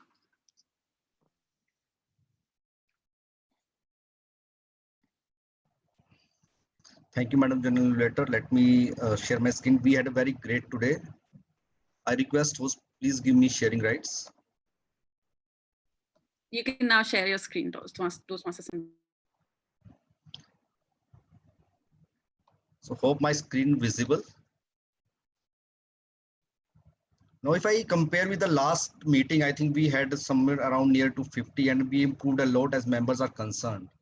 So here's the report. I congratulate Toastmaster Roli Sina, tabletop speaker Vijay Anand, Toastmaster Margarita, and the Toastmaster Devina for flawless communication. They already made a remark today. Second, there are some members which are very close to perfection: Rupinder Singh, Shivpriya, Aditya Gupta, and Shivpriya. And even if I see the TT speaker, they are also very close, except Divya, which I think her favorite word was because and so. So I recommend to have to develop the reading habit most onto impromptu speaking and having short pauses rather than using the filler words. If I see compare with the last one, I think we have overall 39, a big achievement for all the members. Will share my report on the group. Over to you, General Evaluator. Thank you. Thank you so much, Toastmaster Sandeep. Now let's hear from our grammarian of the day, distinguished Toastmaster Raj Mehta. Thank you, General Evaluators. It was an easy day for the grammarian. First of all, I would like to tell the words, the Toastmasters or the guests who used the word of the day. It was Mukesh who had used the word of the day in the flyers, not in the meeting. And Shivpriya used it once, Rupinder used it once, Margarita and Aditya also use the word of the day once. Now coming on to some uses of grammar which can be improved. Rupinder is in the habit of saying the words now repetitively. Many times when he starts a sentence, he uses the word now. That can be avoided. What is a date and what is a TLI? So this could have been combined in the way that what a date and a TLI is or are. Then he used the words whether it is. Instead of saying the word, repeating the word whether, or could have been added, like whether it is this or that, and things. And relate to was used. Instead of that, it should have been relate with. And characters which vanished, character who vanished. And Batman is Batman is one which has. So again, Batman is a person, instead of which the word which was supposed to be used was who. Movie had a very nice. The movie had a very nice movie. The movie was very nice. Was supposed to be spoken like that. And I summarize my entire points. I summarize my entire point. Mukesh used the word can I see, can I have any volunteers. When using the word when we are using the word can, it means we are doubting on capacity or capability. Instead of that, we can say, shall I ask for some volunteer, or instead of using the word can. Haritosh used the word no club in earth. I think it should have been no club on earth. And change in the background, change of the background. Divya used the word a story was made, a movie was made. So sentence was had been broken in between. So that should have been avoided. Nimisha said one person, then she changed one girl. Again, broken words or sentences should have been avoided. Divya again said you can all be. Sorry, Devina. Devina said you can all be, or and then she said anybody can be invited. So again, sentence was broken in between. Devina also said flow is logical. For flow, we can also either say good or appropriate instead of logical. There were some good words or phrases used in the meeting.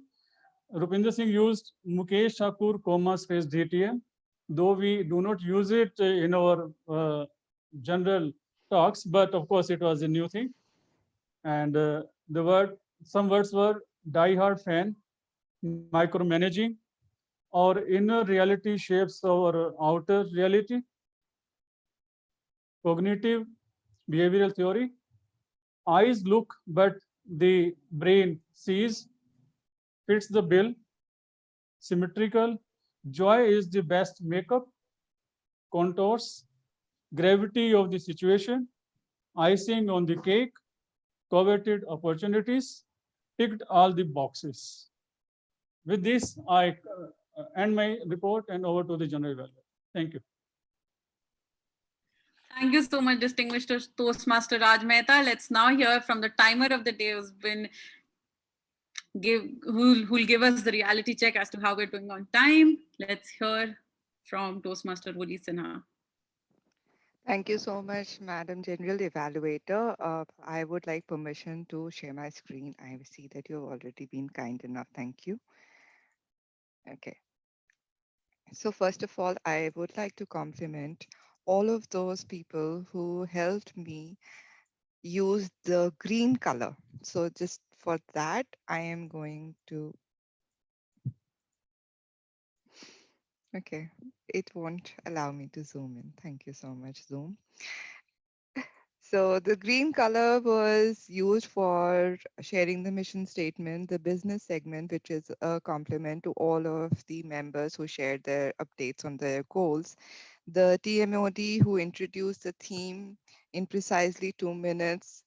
And we had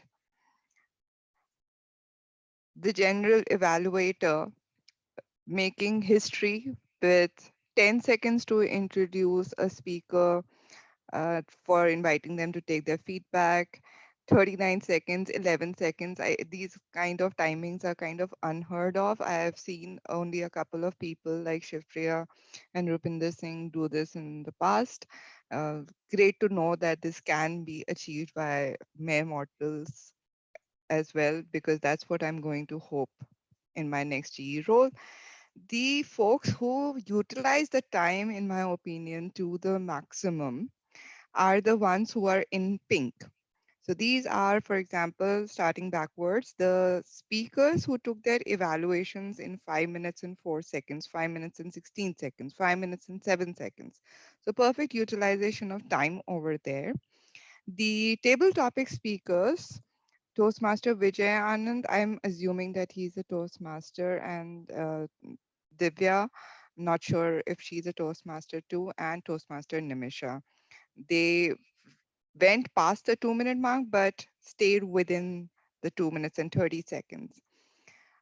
Overall, Toastmaster Rupinder Singh also, when he was introducing, one of the speakers took 1 minute and 17 seconds. So he had a 30 seconds grace after the 1 minute mark. We would like people to focus a little bit more on their timings that they consume while introducing the role players. The TMOD took 2 minutes and 12 seconds. The overall table topic session took 13 minutes and 58 seconds, out of which 8 minutes and 5 seconds were consumed by the table topic speaker. So 5 minutes and 53 seconds to introduce the table topic segment and to invite the speakers, find the volunteers. Maybe we can work upon that a little bit. Until the table topic segment, we were very happily placed to have a meeting that ends before time. But after the prepared speeches segment, like the professional speech, the story got derailed. And we had Toastmaster Aditya Gupta taking 13 minutes and 48 seconds. Toastmaster Anshupriya taking 9 minutes and 6 seconds. Margarita, our power talk speaker, went slightly over the mark with 11 minutes and 18 seconds instead of 10. And Toastmaster Rupinder Singh took a little bit extra time with 1 minute and 51 seconds while introducing the general evaluator. And the grammarian was our last point of concern with 4 minutes and 22 seconds. With that, I would like to end my report. Thank you so much, and back to the general evaluator. Thank you so much, Toastmaster Roli, for that detailed report. I'll now begin my evaluation of the entire meeting as the general evaluator. I hope I'm audible. All right, starting with the presiding officer and the meeting as a whole, the meeting did start on time. The recording was started on time in the form of YouTube Live. So that's a first for us. Kudos to professional speakers for finally getting the YouTube Live on. The club mission was stated with much enthusiasm and energy. Kudos to the presiding officer for getting that bang on way and starting the meeting on a high right there. The guests were introduced, although there were a few fumbles because guests kept joining as the introductions were going on, which is understandable. We'll have to figure out a strategy for it, and it might be that we only introduce guests at the beginning who join prior to the meeting start time. That's just to ensure that our presiding officer has a great experience in their introductory remarks. Coming on to what the presiding officer can improve upon, I really miss the inspirational opening. Even if it's just one line of inspiration, perhaps one of her favorite quotes or anything, just little bit of inspiration to begin the meeting would really make it a good introductory remark for me. So perhaps that's something the presiding officer might want to think about in the meetings to come. Coming on to the Toastmaster of the day, a well-chosen theme. I missed some insights because he was trying really hard to keep us on track with time. I really hope we could have managed our time a little bit better to hear more about the Speakers Bureau from the man himself who's managing the Speakers Bureau for our district. That's a missed opportunity on our end. So hoping to hear a professional talk or a speech about it in the time to come. We collectively, the Toastmaster of the day and the Tech Master missed out on AV checks and timer visibility checks for the speakers. Apologies for that. And despite the Toastmaster of the day's best efforts, we are not running on time. And I'll tell you why that's happened again, because I realized that the timing on the agenda itself was mismatched. That's because we shuffled the sections around, and I guess somewhere there we missed out on updating the timings. Apologies for that. Let's just bear with it for this meeting, and I'm sure we'll come back stronger in the next one. The table topics master selected topics appropriately. He invited guests exclusively. None of the members got a chance to speak today, but that's also because all of the members in attendance today were already speaking in some capacity or the other. As for the table topics timing, I felt that the table topics master did manage to keep up with the session time as a whole. However, the time allotted to the table topics session was just 10 minutes. And if that had been met, we would have been in a slightly better situation time-wise, perhaps. So perhaps what the table topics master can do in the time to come is not just look at the timing on the agenda and how we're going into the meeting, because it might be that the Toastmaster of the day was saving some of their time from before to make some remarks ahead, and you probably just end up eating that time for them. So let's stick to our session allotted times as well, just to ensure that we run on time and don't ruin anybody's plans. As for the table topic speakers, I really enjoyed everybody's vivid descriptions today, especially Toastmaster Vijay. I love the vivid description of the entire journey. For Toastmaster Haritosh, it was such a sweet story that you shared. Divya, I would have really loved it if you just named the boy. I mean, I was visualizing Anarkali and I was just visualizing Salim. If you named somebody else, I would probably have had a better experience hearing you. Toastmaster Nimisha, you have a very expressive voice. If you just looked into the camera the whole time, it would have made the speech for me. So kudos to the table topic speaker. You all took the topics and managed to complete the whole story very well. Coming on to our power talk speaker, appropriate topics, so many insights, so many truth bombs were dropped today. I was just counting them. My one key takeaway is to realize that there's a difference between what Toastmaster teaches us and what the reality is, and just to remember it through and through as we begin to get speaking assignments outside of Toastmasters. Thank you, Toastmaster Margarita, for that insight. Coming on to our evaluation segment, we were pretty good today. We did identify how the speakers can improve and not just where they can improve. So kudos to all the evaluators who participated today. Kudos to the speakers seeking evaluations as well for you ensure that we had a varied array of speakers speaking in. So we got to hear various different perspectives as opposed to perspective of just one person over and over again. Congratulations. There was one little thing that I wanted to point out is that we have been ignoring the objectives of the speech and the objectives that the speaker set out to achieve. We might have to find out another way. Perhaps the general evaluator would have to remind everybody of what the objectives of the speech were as we jump into evaluations. And that might just bring everybody back to the speech objectives and help the speakers become better at what they set out to achieve. That's just something we might have to think about. Coming on to the auxiliary role players, our counter helped us identify our problem areas and really detailed out the entire report very well.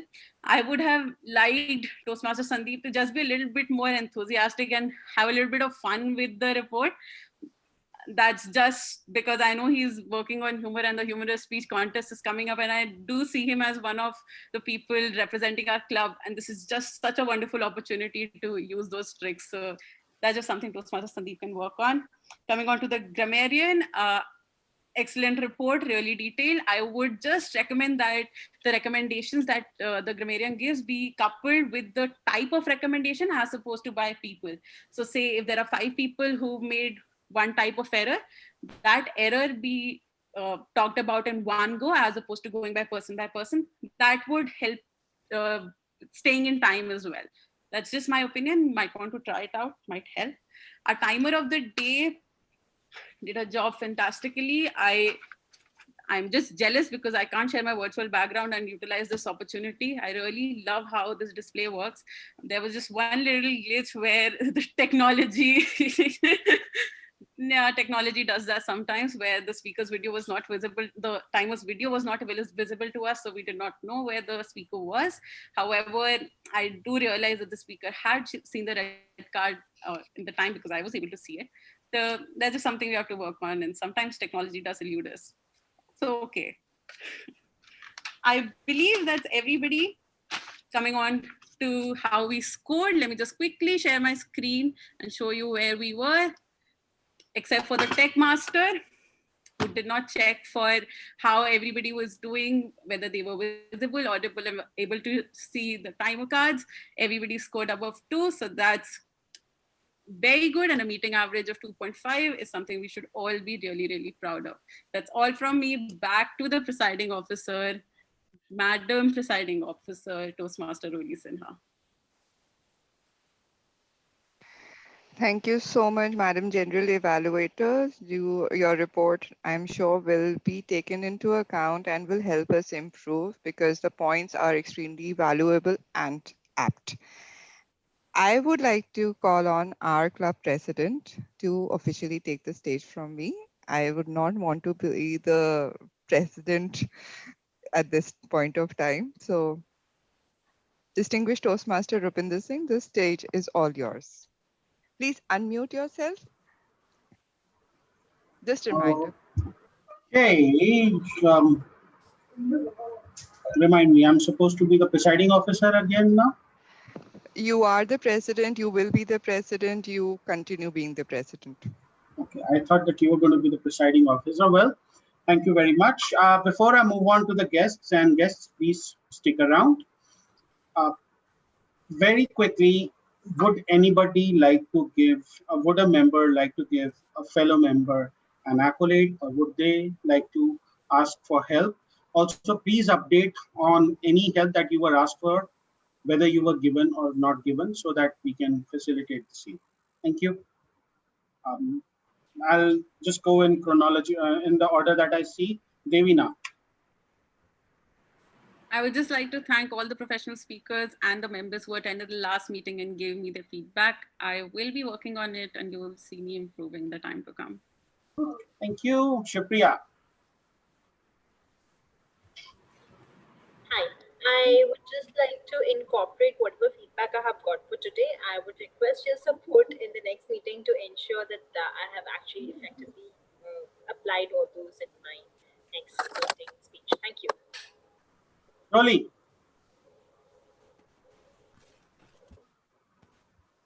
Okay. First of all, I want to compliment each one of the role players today. did a fantastic job. The speakers were really awesome. I know the timing was a little off, but they did bring excellent content. I would like the auxiliary role players to share their reports on the members group and make sure that the people who did not get mentioned in their reports can also have a look at it and improve themselves in future meetings. Thank you. Thank you. Um, I was just browsing around and I've just figured out that as a host, I can stop the video of a participant. And nothing important. Raj sir. I feel the meeting was excellent and the advice given by our general evaluator that combining the uh, similar observations into one that will save time in giving the report of the grammarian. I will be working on it. Thank you, sir. Sandeep, any help required? Anything? I believe we had a good meeting today, and I have seen the improvements, particularly on Mukesh sir and Raj sir, as their goals are concerned. The only help which I require is to have the more expertise on the impromptu speaking, and for that I think Mukesh sir and we have decided to have a one session once in a week to have the more practice on the impromptu speaking. Thanks Mukesh sir for this thing. Mukesh Thakur. Yeah, I thank DTM Devina and DTM Rupinder for giving me feedback on my link. I request all the rest of the members also to give me the feedback on today's performance. Thank you very much. Thank you. And Shivpriya? I don't have much to say. I'm thankful for all the suggestions I have got for my speech, and I will incorporate them. Okay. And Aditya? I am grateful for the feedback everybody gave me today, and never ever in my Toastmasters journey I've ever heard a more comprehensive GE report that I heard today. So kudos to Devina Chaturvedi for that. And I also apologize for overshooting the time. I think I forgot I'm the professional speaker for next meeting and not this one. So I took almost the time for that. I'll keep that in mind for the next time. Thank you. I have three people to thank for.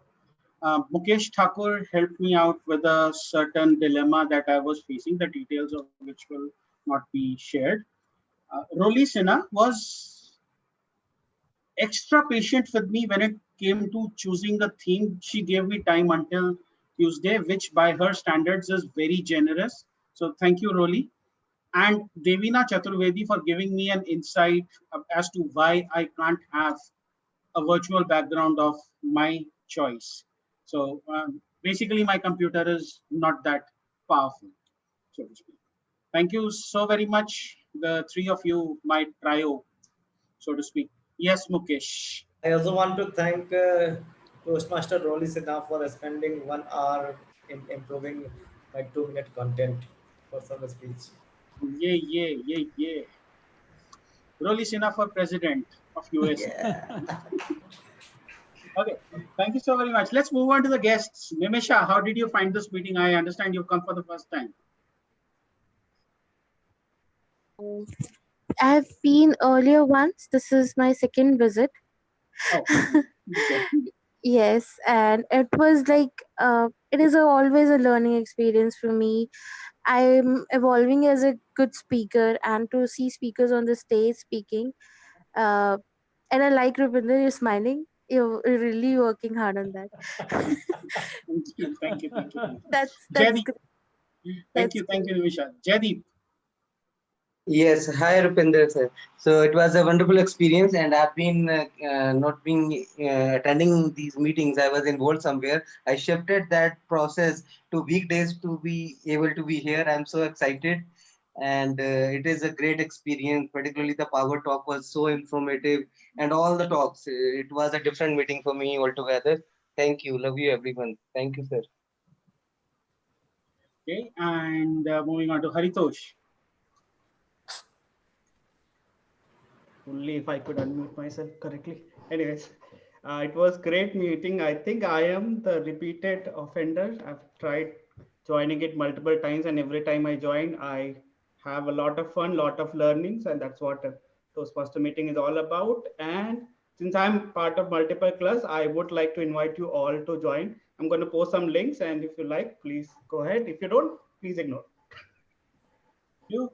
And as usual, we reserve the best for the last. Margarita, first of all, thank you for that wonderful Power Talk speech. For those of you who don't recall, Margarita actually made the mistake of inviting me to speak at her district or area conference. And she says she doesn't regret it, but I've heard a term which is Minnesota nice, which means that you say the worst of things in the best possible manner. So, Margarita, over to you.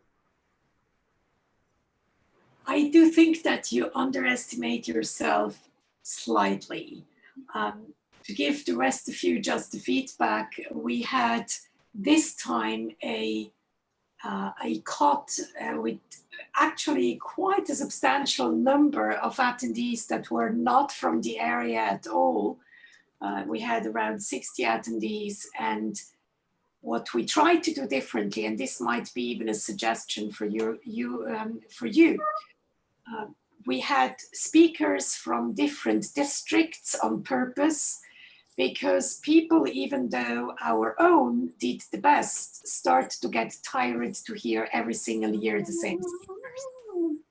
So we twisted everything around, and that's why we tried to remember who were memorable speakers, and that's why Rupinder made it. And you did actually very well, because the COT attendees were happy with the entire program. As for the meeting of today, thank you very much for having me. As usual, I have learned a lot. I have some takeaways, and it was just wonderful meeting you all from the shores of Lake Zurich, which you see in my background.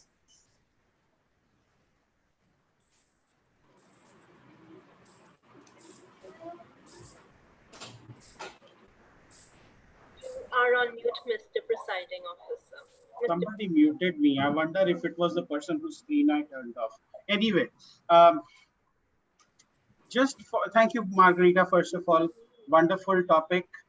And I had a lot of fun today in the meeting. Just so that you have fun, next week, we will be having our moments of truth. But the following week, our Power Talk speaker is the veritable prodigal child making a comeback to a Toastmasters meeting for the first time. Distinguished Toastmaster, our first ever district director, Dr. Punita Singh. So do mark your calendars, and do mark your calendars for Moments of Truth.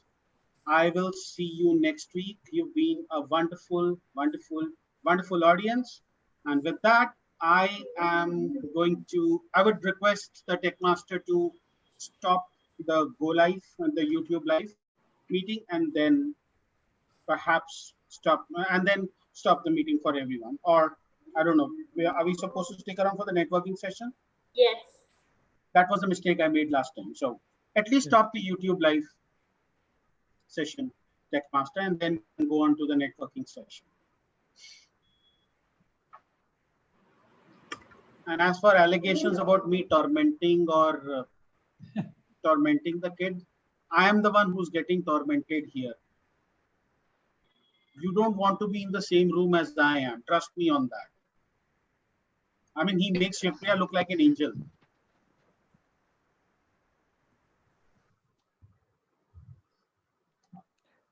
I think the question of who makes Shivpriya look like an angel, the kid in that room, the kid is a little difficult to determine here then.